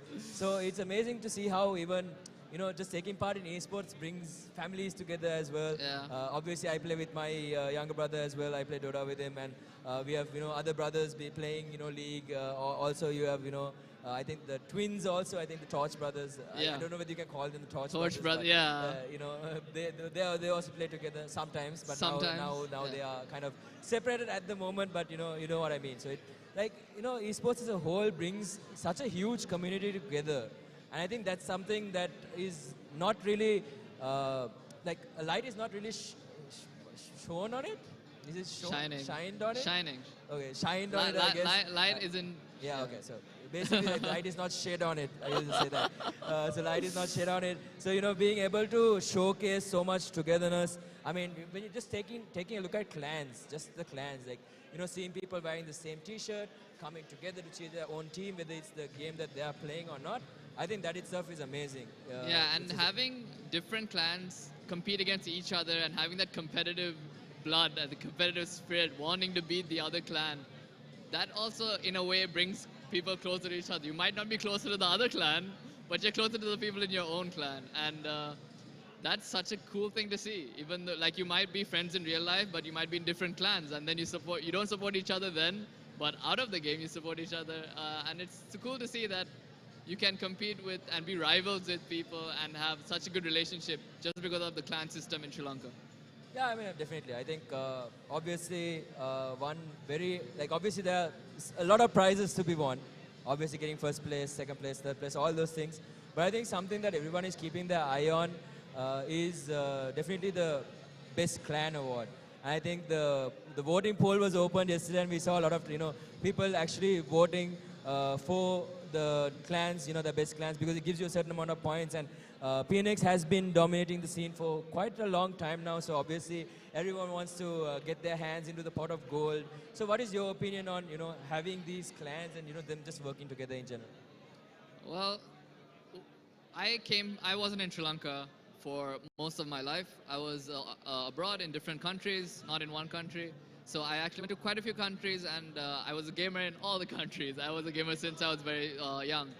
But as soon as I came to Sri Lanka, and I asked one of my good friends at the time if there's a way I can, play games and have a clan or be with other people. He introduced me to the clan system in Sri Lanka, and it was unlike any other country. Like, no other country has such, that I've been to, has such a system where you can easily join a clan and easily join a team if you're good and if people like you and if you, make an effort to show them how good you are. It was something that surprised me so much regarding the fact that there are good players in other countries, like especially I was in Dubai, and the Dota scene in Dubai is really, really good, but there's no system like Sri Lanka in the clan system where you can just join a clan and like try to join a team. It's not as easy in other countries. You have to show how good you are. But in Sri Lanka, you can start from a smaller team and, get better slowly. So I think it's amazing. Yeah, so I think we will be having the League of Legends game on screen extremely soon. So we'll be heading into a short break, and when we get back, we'll have some amazing League of Legends actions for you. This is me and Abdul chilling out for now, but we'll be back with you extremely soon. Yeah.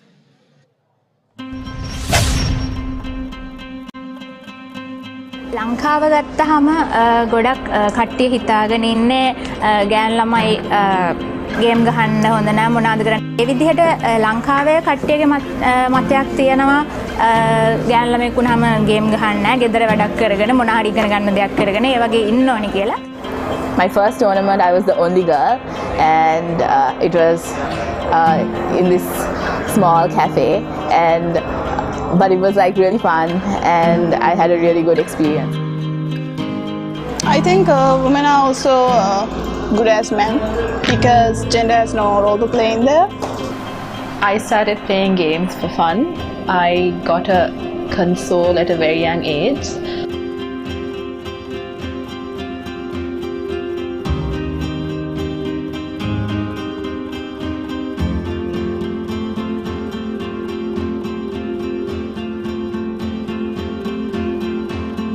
නදීෂානේ in-game name එක කියනවා නම් Foxy කියලා තමයි ගොඩක් කට්ටිය කතා කරන්නේ. I'm Nadia and my in-game name is Princess. I'm Shashi and my in-game name is Harvey. I'm Laroshi and my in-game name is Chicksa. මම හිතන විදිහට ගොඩක් ගන්න ළමයි ගේම්ස් ගහන්න පටන් ගන්නෙ එක්ක තමන්ගේ බොයිෆ්‍රෙන්ඩ් ගේම් ගහන හින්දා එහෙම නැත්නම් තමන්ගේ හොඳම යාළුවෙක් ඒ වගේ ගේම් එකක් ගහන හින්දා. I play Dota because I love how interesting the game is. When I first started playing, I had no idea that games like this existed, and the more I learned about the game, the more it blew my mind. Yeah, my brother is the reason that I'm playing esports. Because we used to play when we were kids. ඇත්තට මම internet games ඒ කියන්නේ mobile games ගහන්න පටන් ගත්තේ මගේ boyfriend හින්දා. මම යාට කෝල් කරද්දි කියනවා පොඩ්ඩක් ඉන්න විනාඩි 5කින් කෝල් එක ගන්නම් එහෙම කියලා කියනවා. ඉතින් හැමදාම ඕක කරන්න බෑ. ඉතින් මම හැම වෙලේම රණ්ඩු කරනවා. ඊට පස්සේ මට බලෙන් ගේම් එක දැම්මා. ශ්‍රී ලංකන් ගේමින් කමියුනිටි එකෙන් gamer.lk එකේ කට්ටිය ගොඩක් උදව් කරනවා. අපිට ඒ වගේ ගේමින් ටූර්නමන්ට් එකක් දැක්කම ඇත්තටම ගහන්න ආස හිතෙනවා. මට ගේම් ගහන හැමෝම වගේ ගොඩක් ලොකු සපෝට් එකක් දීලා තියෙනවා. After my first 8 months of playing, I got together with some friends and we played my first tournament. Princess playing the Razor, looking for an opening here, not finding one for the time being. Looks at the Skyrath mate, gets the Skyrath bench, taking her down quite quickly, and now finds the shoot, trying to shuttle blade out of here. But Princess, with that static link, takes out the shoulder as well. Double kill on the backline now. After the rest of the team, the OD might go down here. The OD gets taken down. The triple kill, the ultra kill. Princess is absolutely on fire. Gets the rampage as well. What a play, destroying the backline. Princess becomes the monster for the Radiant team. I got into esports because of my husband. He's an avid gamer and he's very passionate about gaming. I think a bit of that has rubbed off on me. I was a member of an international team before I joined Noob Balance. With them I just won a few online tourneys as well. After that I just joined with Noob Balance, their youth team. I first met Harvey playing normals with some of our clan mates. Then I started to see potential in her. One of our top teams had a support role was free for her. I gave her a chance to see if she can fit in the team. She did quite well. She went quite far with that team in the recent tournaments. My first time when I played in a tournament, it was very scary. I was very nervous. I was very shy. I was wondering how people would react, making a mistake and how embarrassing it would be. But actually, the crowd was very supportive and everyone was super supportive. අන්නම් ගොඩක් කියන්නේ ගෑනු ළමයි ගොඩක් game ගහන්න පටන් අරන් තියෙනවා. ඉතින් මම හිතනවා හොඳ තරංගයක් දෙන්න පුළුවන් පිරිමි ළමයින්ට ගේම් එක ඇතුලේ. මම ගහපු ෆස්ට් ලෑන්ඩ් ටූර්නමන්ට් එකේම තුන්වෙනි ස්ථානය දිනා ගන්න පුළුවන් වුණා. Whenever people play against Foxy, they are always afraid to go in or to engage because people are actually afraid of her because her skill shot, the rate at which she lands skill shots and her vision control is exceptional throughout the entire game. My biggest accomplishment accomplishment in esports is coming second in Mortal Kombat tournament where I won a cash prize. It's a good thing to see it in here, Sri Lanka, but I think actually in international level there are a lot of girl gamers playing esports, so it's finally here. It's good to see. If we encourage more female competitors, their numbers will start to grow and society and the gaming community will only become more encouraging and accepting as well. ගැහැණු ළමයින්ට හොඳ තරගයක් දෙන්න පුළුවන් පිරිමි ළමයින්ට. මේ දවස්වල ගොඩක් මේ තරගකාරී විදිහට ගැහැණු ළමයි ගේම් එක ඉස්සරහට ඇවිල්ලා තියෙනවා. ඒ කියලා එහෙම කියනවා කියන්නේ මම ගැන හිතලා කතා කරොත් අනිවාර්යයෙන්ම පිරිමි ළමයින්ට වඩා ගැහැණු ළමයින්ට ඉස්සරහට එන්න පුළුවන් ගේම් එකේ. Okay, I think women are more smarter, so it can be help them to win a game in esports. Men are more impatient and they are aggressive, so they oftenly do mistakes in games also. So I think being smarter is the way to defeat them. To overcome all these obstacles in a male-dominated industry is extremely hard, and Foxy and people like Foxy Harvey has managed to do that exceptionally well. Being a part of both of them, Foxy and Harvey equally being a part of the top 5 teams in Sri Lanka is no easy task. Of course women can be as good as men. Gender has no role in that. It's all about practice and improving techniques and getting better at whatever game you're playing. මම ආසයි කියන්නේ ගොඩක් ගෑනු ළමයි පස් දිනක් එකතු වෙලා ටීම් එකක් හදලා ගහන්න ගොඩක් කැමති. ඒ වගේ දෙයක් කරන්න ඉතින් ගෑනු ළමයින්ගේ සහභාගීත්වය තියෙනවා නම් ගොඩක් වටිනවා කියලා හිතනවා. බය නැතුව ආස වෙලා බය නැතුව ඉස්සරහට ගේම් ගහන්න කියලා තමයි කියන්නේ. Don't think that gaming is just for children. It's just as interesting and complex as any other sport. My message to other women in esports would be that you're awesome. Keep doing what you're doing. Esports is a sport of the future and us women have a good chance in dominating it.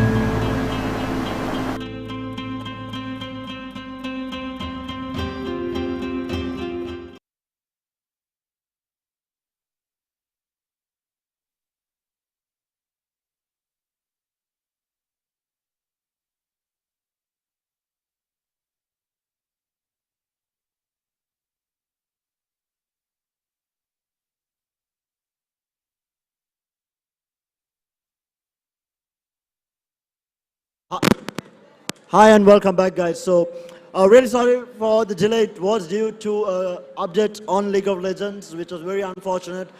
Just as we were about to start the first match, an update from Riot came for League of Legends. I mean, things happen. Riot and his updates, man. Yeah, Riot and his updates. It's really unexpected all the time.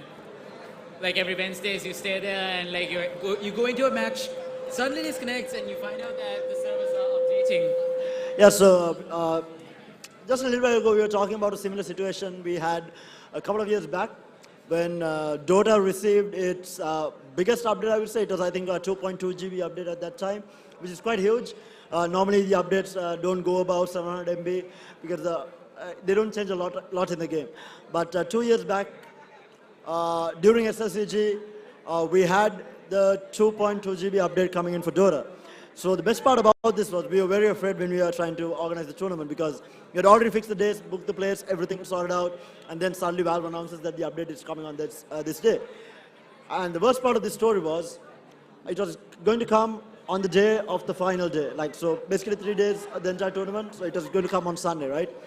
And we were very worried. Imagine the update comes just before the finals. Yeah, that must be a pain, man. Like, so we were very fortunate. As soon as the final game finished, the update actually came. So it's just after the finals, we were very fortunate. I mean, you guys must have been like scared out of your pants, man. Definitely, man. And for the players as well. I mean, these athletes, they prepare so much to come for SSCG, to, take home that ultimate prize of being the best Dota 2 team in the country. And this year, there is more on the line. There is a lot of money involved as well. So there's a lot on the line, the pride, the money, the glory, a lot of things involved. So for the players, if they are put into a situation like this where the meta changes completely just before a match, I mean. And we are on to the drafting stage of the first match of the IG in-game esports tournament. And the first ban is Malzahar. Malzahar, a really cancerous pick, I'd say, because he does have that huge wave clear. So, yeah, and the Morgana ban. Morgana, a really flexible champion, I'd say, because of her, because of spell shields and stunts. And then we have the Lissandra ban, a really good engaging mage. So far, three mages have been banned from both sides, and we're still waiting on the ban from the side of Red Vipers from Bangladesh. So yeah, tell me a little bit about how League of Legends, how they get into the drafting. So for example, I'll give you a small example. In Dota, when you get into the drafting stage, it's all about banning. In the first phase of the banning stage, you ban out a couple of really strong heroes in the meta. And then it's all about outthinking your opponent, picking a hero where you don't know which lane the hero will go to, very flex pick in the first two picks. How does League of Legends work? It works quite similar to this, similar to what happens in Dota as well. I'd rather say, but in amateur matches, qualifiers, and basically they go for targeted bans.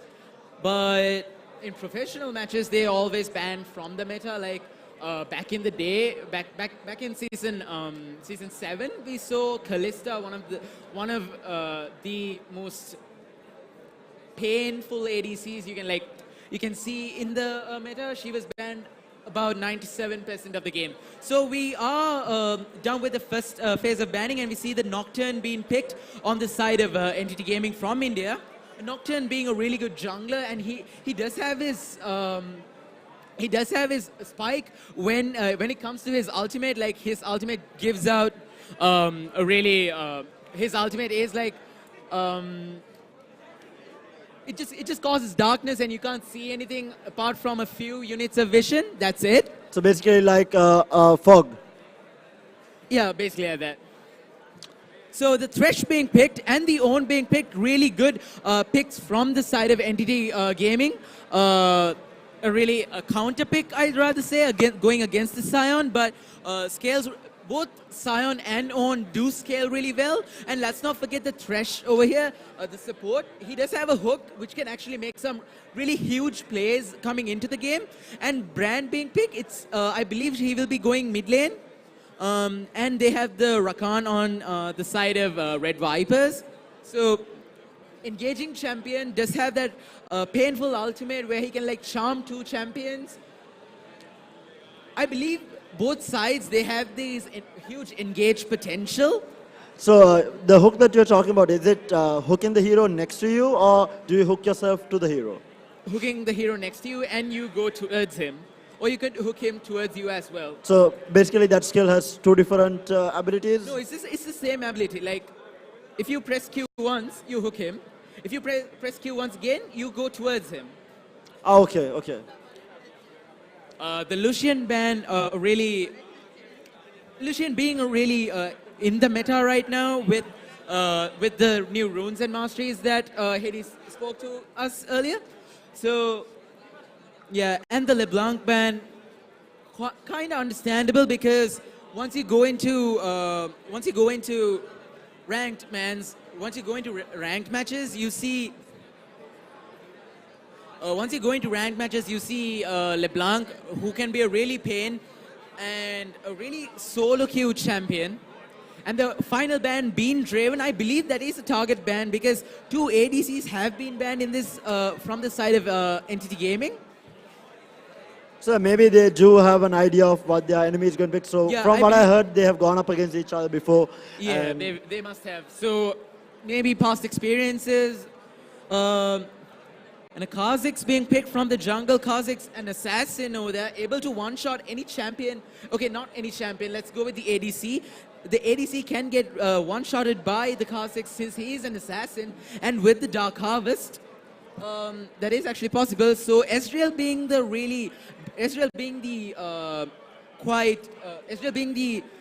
formidable pick here for an ADC, because he does have the ability to escape quite easily because of his E. He does have a blink. So yeah, and the Syndra, huge disengage from Syndra as well. And we're waiting for the last pick of the from the side of Red Vipers from Bangladesh. I believe it will be the ADC, and the Where is being picked. Where is a champion who does have quite a few skill shots. His Q does a lot of damage. His ultimate is what you have to like watch out for, because he does have this stun. He does have a root, which after like around 2 seconds goes on to the people inside a radius. Okay. So since the draft is over, where's your money at? Who do you think has the better draft here? Looking at the draft, my money is on the side of Entity Gaming, because they have the Own, they have the Nocturne, they do have a really good Wombo combo. So, but then again, through disengages and everything, the Red Vipers, they have the chance as well. So let's see how they plan out their team fights and everything. So it will depend all on the team fights and how they focus on their objectives and everything. So from what I heard, the last engagement that the two teams had, I think India had won it, and obviously against Bangladesh. So the last match that these two teams have played, it had been India who won it. So Bangladesh definitely is going to be out for some comeback here. Bangladesh is looking for redemption, actually. They will look for redemption in this match. But then again, when it comes to the side of Bangladesh, they do not have the only tank that they have, the only like superior tank that they have is the Scion over here, because Rakan is actually more towards protecting the ADC, but he does have a huge engage and everything, so engage and a disengage, so he can like quickly come back, go in and come back out really safe. Yeah, so we'll see how it pans out. The game, which is going to be on a 2-minute delay, obviously, how the the client works, how the client works for League of Legends. But those of you who are joining from home on the live stream, this is the in-game esports South Asia Cup here at the Dialog Play Expo 2018, happening alongside a lot of events. I mean, we do have the Sri Lanka Cyber Games happening for the 11th consecutive year. We have the Comic Expo happening. We have a lot of panel discussions happening throughout the entire day. We have the Dialog Gaming League. We have Game Hero from Dialog as well. We have the E-Racer Championship. So a lot of titles, a lot of activities happening throughout the entire 3 days. And we will have a lot of cosplay. So cosplay is something that cosplays are happening tomorrow, yeah? Yeah, so cosplay is going to be happening throughout the entire 3 days. So today is going to be more of a casual cosplay, so people can dress up and come, as their favorite character. If they want to, that is. Yes, and tomorrow is going to be the actual tomorrow and day after is going to be the actual competition. So tomorrow is going to be the individual category, and day after is going to be the group category. We'll be expecting a lot of yes, surprises. So I have had a little bit of teasers from Hades before. Hades was hinted that it might be something League of Legends. Yes. So we might see a really good League of Legends cosplay on Sunday, which is So going to be amazing good to see. news for all the League of Legends fans. I mean, Terra, where are the Dota fans at? Where are the group cosplays from Dota? They're too busy playing Dota, man. So anyhow, we do have a lot of activities happening across the 3 days, and so we have spoken about prize pools for each and every event. Like, for example, I mean, the 5 million, man. Yeah, so South Asia. I practice my entire life for this. If it's 5 million, if you'd give me 5 million, I'll just do it. I'll just do whatever it takes, man. So the 5 million is actually divided among a couple of things. So SSCG as a whole has 1 million rupees in prize money. Then you have the South Asia Cup, which has $5,000 in prize money as well. And then you have. So that's around 1 million as well, yeah? Yeah, close to around 1 million. Yeah, it's basically 1 million right now with the dollar rate. With the dollar rate going sky high, man. And then you have the Dialog Gaming League with a 1 million prize pool, and the Game Hero with a 3 million prize pool as well. And E-Racer also does have a prize pool. I can't remember the exact breakdown of that. And you have the cosplay competition with an overall prize pool of 175,000, which is amazing news for all the cosplay, because this is the largest prize pool ever for a cosplay competition. So, and I have been on social media. I have seen a lot of teasers from all these cosplayers. They are not showing, obviously they don't want to give away a lot. They're just teasing the spectators and the fans out there about what they're going to be cosplaying. Yes. So a little bit of snippets here and there. I mean, cosplayers, man, you never know what they'll pull up. I mean, last year we saw some amazing cosplays. Will they be able to top that? I'm sure. I mean, day in and day out, each and every year, they have outdone themselves. I think the cosplay was there for a real long time since I wouldn't say the inception of SSCG, but it was there I think back in 2012. I remember cosplayers, they were taking part. Yeah, they were there as event, as an attraction. They were there back in 2012, 13. Then it actually became really huge in 2016, where 2016 and 15, where the initial cosplay competition or the Comic Con was held. I mean, it was amazing to see the crowd that came. The cosplayers were there. They were really good cosplay, and each and every year they have been topping it, and we have had more and more people joining in. So right now we are going to be getting into the actual game here. It's going to be Bangladesh taking on India. So we have all 5.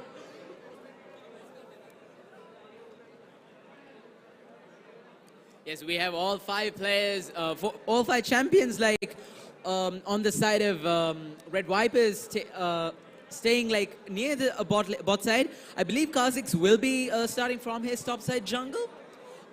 Quite different from what Dota actually has in the jungle, because like the jungler, his job is to farm up these in the jungle and start ganking the lane, start pressuring and get those objectives. So Dota basically has gone away from a jungle hero. There was a time that a jungle hero was viable. Yeah, remember then they actually made jungling impossible, right? When it came to the early game. Yeah, and I mean that destroyed it. And now, like in pub games, if someone jungles, you just basically lose the game unless you have a really high skill player who just outplays everyone. It's something really bad to do. Right now, do not jungle. Yeah, there we go. That's the start. And quite interesting. We see the brand has taken Predator over here. So we're looking at a one-shot brand who will be coming in just to delete that ADC. So a lot of focus on getting that ADC killed. Quite a bit of poke there in the mid. Who do you think has the advantage in the mid lane, though? In the mid lane, I'd say the brand. But then again, with the runes that he's taken, I don't think he'll be able to go for that much of trades. But Syndra does have the advantage when it comes to trading. So something that I have seen in League of Legends is sometimes there are games which go on for a real long time without even a single kill being taken, and then suddenly there is one fight and the game is over. What is that all about? What is the reason behind the fact that you don't see a lot of kills in a League of Legends match? Sorry, I didn't get you there. So yeah, some of the professional games that I have watched, we have had like 20-30 minute games without even like, only like 1 or 2 kills on either side, and then there's like one huge fight and the entire game is over. Yeah, that's it. All depends on the farm, man. Like, the more you farm up, the more gold you get, right? With more gold, you get more items. Whichever teams has the better fighting potential and the objectives. It isn't all about the kills right now, because it is more on the objectives, and we see the Kha'Zix is in trouble, but he escapes back to he managed to go back to safety, and Rakan does get that engage, gets a hook down. We could be looking at the first blood, gets that ignite down, and another auto attack, and that is the first blood going over to the side of Entity Gaming. And that was a lovely hook. That was a retribution kill by the Rakan over there. So the first 2 kills going over to the supports. That was a really good hook. And the stun onto the Kha'Zix. Kha'Zix may be in trouble. He gets ignited, and Entity Kaka slays Kha'Zix. So 2 kills over the side of Entity Gaming already. Yeah, I mean, I was just talking about how there is not enough kills in the game. It's Caster's curse. It's always the Caster's curse, man. 100%, man. I mean, I've been casting long enough to realize, when I say something, it just completely goes the opposite way, and someone gets basically dies on the map. It just makes us look like idiots, basic idiots on stage. You say that one player is doing really well, and the next moment he dies. Remember back to the previous tournaments we've had? Yes, for sure. I mean, we have had a lot of casters going on in the previous tournaments that we have had. So top lane is just a little bit of poking each other. Yeah, just a bit of poking, and you see how tanky they are even at the start of the game.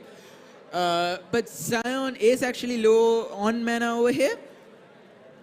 And look at the damage from that Ezreal, man. With his W, and you pair that with an auto attack, he does actually deal a lot of damage.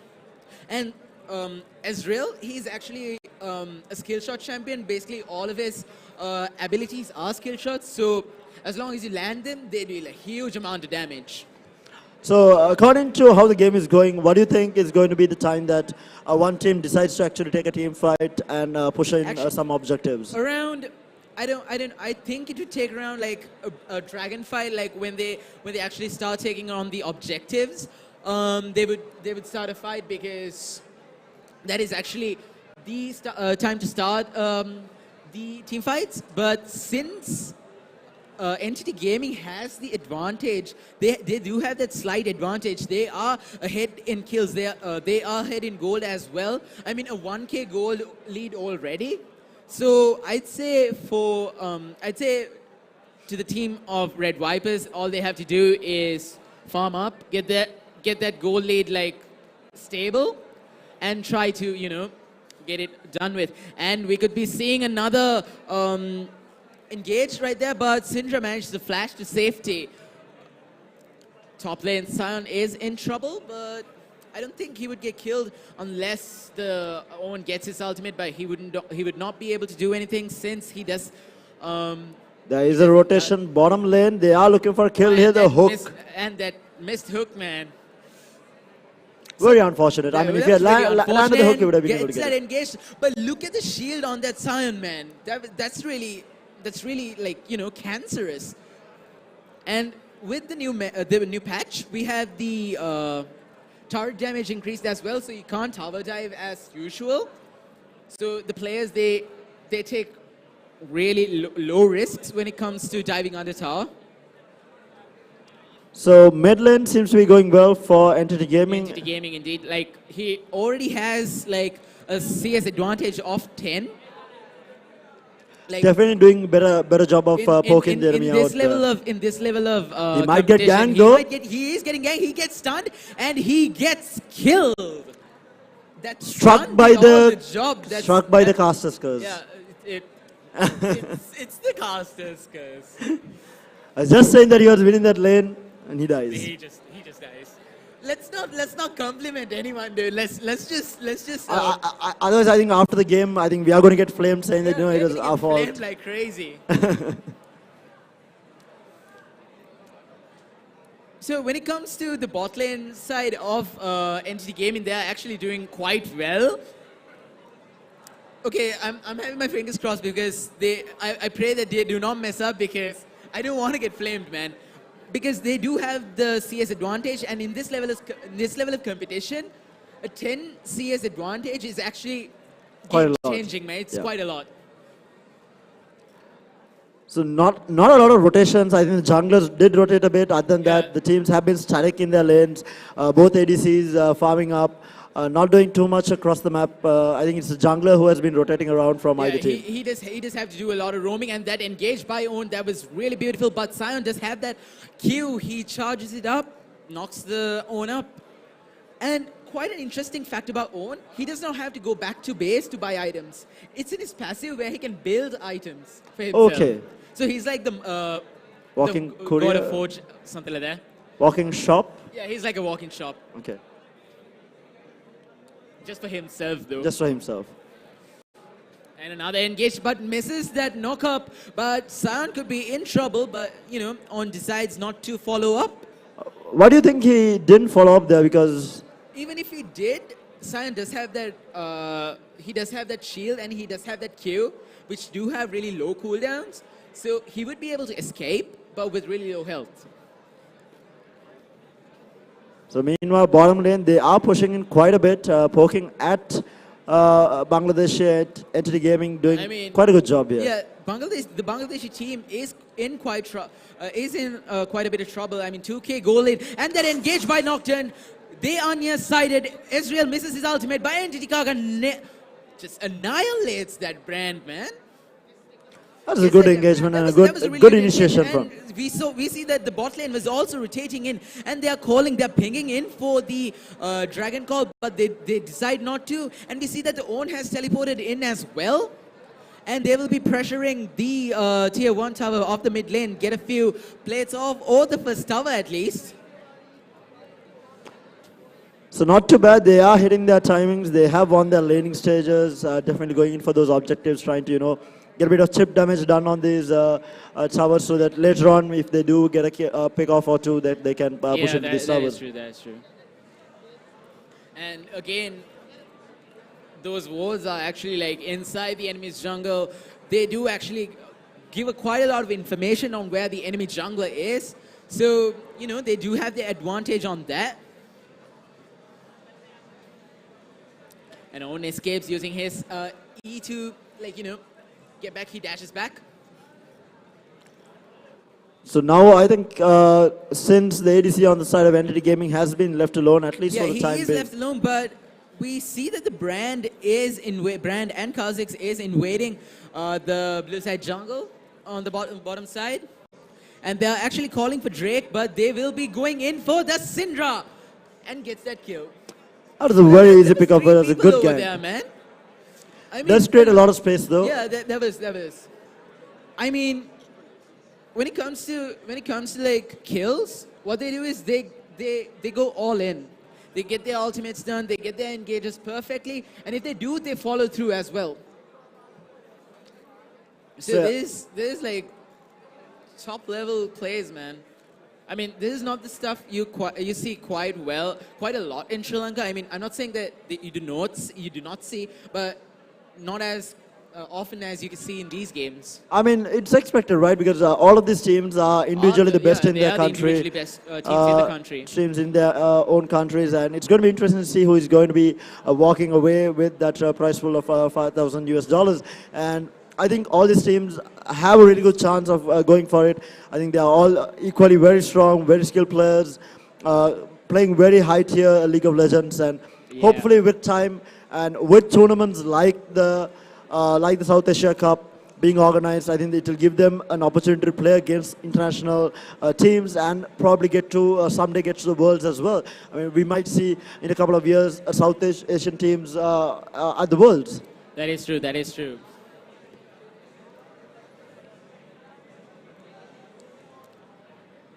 So on in a bit of trouble over here. He might actually go down here, manage to flash out. Yeah, he did flash out of there. I mean, if he did get caught out there, he would have been killed.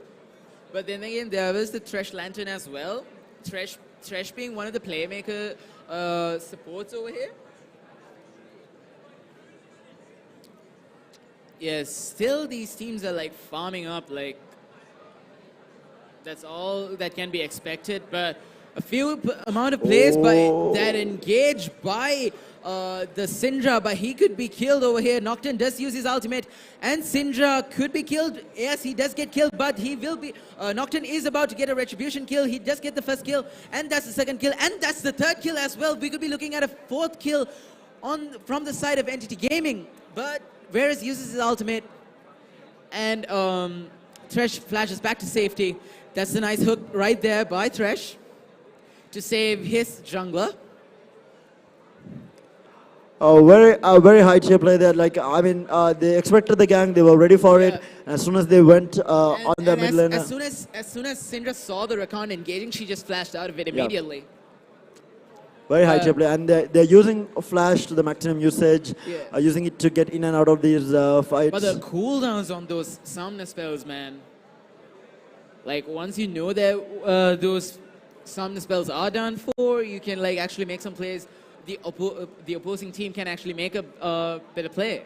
So flash seems to be one of the most favored summoner spells there, right? That's true. That's true.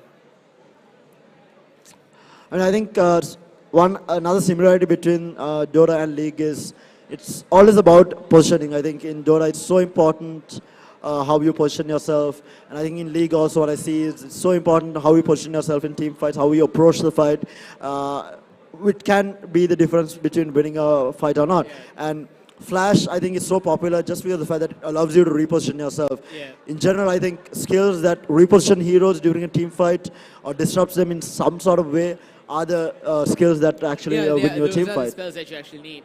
So a 5k goal lead seen from the side of Entity Gaming. So as of now, they do have the advantage. We'll see how the team fights pan out. I mean, these things can change. It will be one team fight, it's just one team fight that actually is required. So On could be in trouble over here. He will get knocked up. Brand is coming in for the help as well. He does use his ultimate, but he gets slain. And that is the tower trade over there. I mean, yes, Owen does get killed, but they do get the gold for the tower. So Syndra gets that amazing kill. That's a double kill that, for the Nocturne. 3 kills onto the side of Entity Gaming. Sion gets hooked up and he will get slain as well. He flashes back to safety. He gets stunned and he is slain as well, but he uses his passive. He gets stunned and he is fleed. So he does not get, he's not able to use his passive to its maximum potential. So Entity Gaming seems to be very confident. They have got a very good... confident, man. 8K goal lead over here. Make that a 9K goal lead. A very good lead and making maximum use of the fact that they are the more farm team here. Quite a few teams have come out from a 10K goal deficit because like the only team that I've seen in a professional level is SKT. I mean, that's Faker's team. I mean, yeah. It's Faker, man. Like it's Faker, man. I mean, you can't blame him. He can come out of anything. So one of the reasons, so we're talking about how the two communities are always against each other. I mean, what's up with yeah, that, so man? It's one of the reasons, so I have similar opinions when I actually joined, when I started playing Dota. I was not a fan of League. Then I actually watched some of Faker's plays which are on YouTube. Man, I fell in love with the game, man. I actually think both games are really good now. Just because of the fact that... And Owen gets ganked once again. He gets slain. I told you about the stun of that sound, right? It is really OP once it's maximum charge. And I believe Owen should be going for a Sunfire Cape as well, since he does need that amount of damage as well. So gets that Q cancellation, could be in trouble, gets that ultimate, Ezreal gets that ultimate down as well. But Thresh gets slain. It was a 5 versus 1, man. Yeah, I mean, definitely not fair. That was not fair. They need to pick a fight which I mean, if it was Entity Gaming not following up on that fight, but if they did, I believe they wouldn't have the advantage because it would have been a 4 versus 5. But right now they are pressuring this top lane tier 1 tower. Yeah, they are, and if they do manage to get that gold as well, they'll be like riding in gold, man. This ADC is on the side. Oh, they are trying to wrap around here from and the that back. engaged by the Own and the Nocturne does manage to do a lot of damage, but that Brand ultimate gets 2 kills, and Syndra managed to get that kill Syndra managed to stun them rather, and she flashes out for safety. They might actually turn this around. They are going for the hook here. The hook lands as well. Chicago managed to slay the support as well. The mid laner and the jungler are on really low health. They will be able to get the top tier 1 tower on the top lane as well. So this method of pushing is called an excavation method. So basically what they're doing is they're pushing from all 3 sides. So putting in a lot of pressure for all 3 lanes. And they'll be able to get this tier 2 tower as well. If Red Vipers Gaming do not act up, yeah, they do manage to give out they do manage to get that tower as well. So basically a 10k goal lead? Yeah, a 9k-ish goal lead for the side of Entity Gaming. So probably the next objective is going to be that Baron, right? Baron, yes. The Baron would be the... before that, there is the Rift Herald, who just had the when slain and summoned. He actually pushes in the lane, but he goes back into the void once it's 20 minutes, and they do actually slay the Rift Herald as well as a team, and they'll be putting it down to the bot lane. Get some pressure off there, you know. Yeah, because I think bottom lane is the only... Oh, actually the bottom lane tier 2 has gone down as well, so... Yeah. All outer towers have been taken from the side of Entity Gaming, putting Red Vipers here on the back foot, making them play very safe because the map control definitely on the side of Entity Gaming, just farming up the jungle very effectively and just keeping the farm on the side of Red Vipers controlled. So right now it's on the side of Entity Gaming. The game's like, let's say if you have a scale, it's leaning towards Entity Gaming right now. Definitely, and so the manager from the side of Red Vipers was saying that if they can hold their nerves, they have a 55% chance of winning. They will have. There's I think still belief, man. They can't. there's still always a believe. comeback. It just takes one fight to go right for them. Yeah. A couple of one or two gangs, to go right, and they will be back in the game for Yeah, sure. just a one failed team fight from the side of Entity Gaming would mean the turnaround for the side of Red Vipers. Thresh gets that hook in, but that's just a scare. But the Ezreal ultimate does deal a lot of damage onto the side of Red Vipers.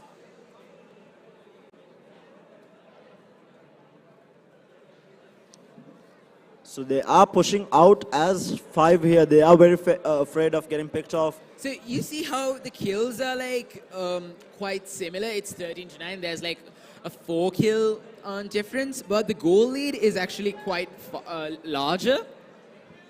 Yes, and the blue team has summoned in the Rift Herald. They will be able to get this inhibitor turret as well. They are pushing as 5.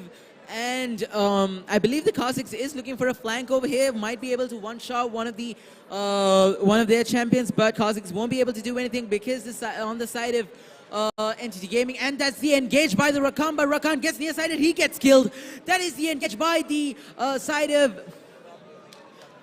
of Entity Gaming and Red Vipers, and that is a 1-for-1. The Own gets killed, the tank gets killed. And the pressure from the side of Red Vipers is actually quite immense because they do have a Kha'Zix. Kha'Zix gets stunned, he gets killed. That is a really good hook Yeah, that coming was a out. really good hook by the Thresh, man. This Thresh is making all the plays for the side of Entity Gaming. And they'll be able to get this Mountain Drake as well. Remember, the Mountain Drake gives more turret damage, right? So you damage turrets, the damage that you deal to turrets is actually increased. So I think the plan from Entity Gaming is to close out the game. They are looking they will to be able get to close out the game within the next few minutes. I believe one more team fight, they'll go for a Baron, they'll get that Baron engage, and they'll get that Baron power play, and they'll be able to close out the game.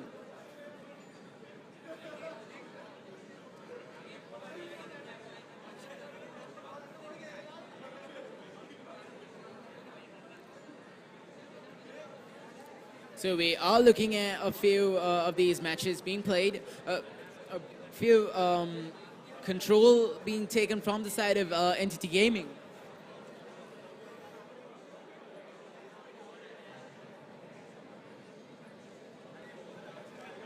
Right now, farming up a little bit, trying to find a pick off here and there.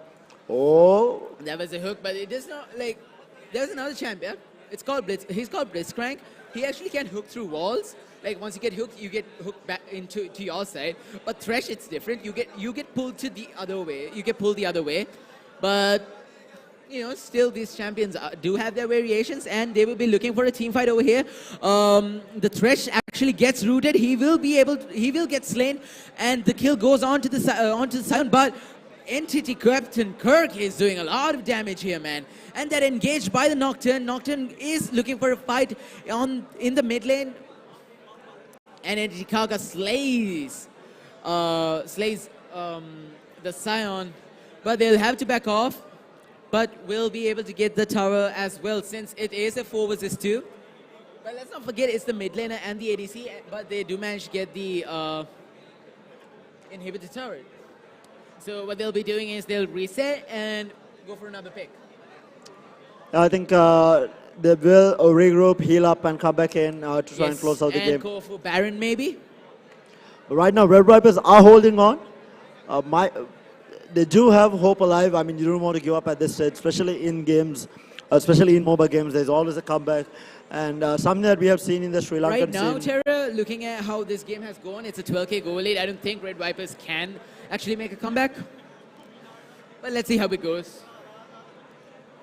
They definitely have hope. That's why they are holding on. Others, they would have fortified by now. Yeah. But they are holding on. They are trying to come back into the game. They are looking for those 1 or 2 pickoffs, trying to make Entity Gaming get a little bit overconfident and make a mistake. Gets that damage. Look at the damage onto the Kha'Zix, and he gets slain. That was just amazing, man. The Thresh hooks, and you see Ezreal just doing that amazing damage. That's what I said about Ezreal, right? He gets that skill shots in. Once he lands out skill shots, pulls out a lot of damage. And as I said, they'll be looking for this. They'll get this Baron, and they'll push in the wave. They'll push in the lanes, and they'll win this. Looks to be quite a really easy Baron here, uncontested. Yes, uncontested Baron, rather. Yeah, just because of the fact that Red Vipers, they were down on numbers, they did get picked off there, and they couldn't contest Baron at all. So this is now basically going to help Entity Gaming push in and maybe try to close out the game as well. So both teams undefeated. Now we see one team getting wrecked. Yeah, I mean, it seems to be a very dominant performance from Entity Gaming for sure. But of course, we gotta give it to Entity Gaming, man. They are just dominating this game. And Red Vipers, of course, obviously this is not a knockout tournament. There's not like a lot for them to follow up on. So what they can basically hope for is a good team fight and a comeback. But looking at the way these team fights have been going, I don't think there's a chance. And here's that Scion ultimate being used, but does not catch anyone. He gets a lot of damage, but he will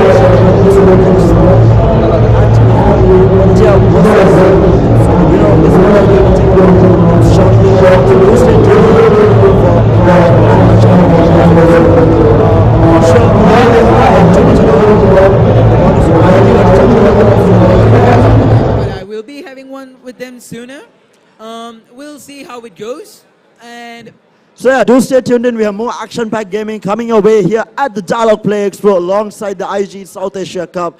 So do stay tuned in. We will be back after a short commercial break. All right, we'll see you guys later after a short break.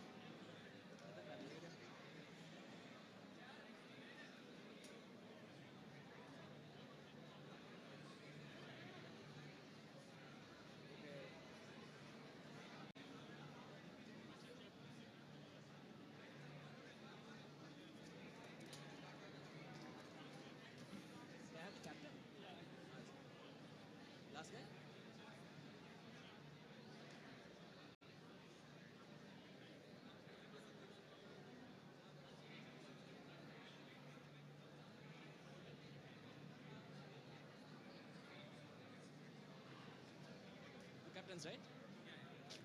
So you stand here, you stand. Is this a small area or last place?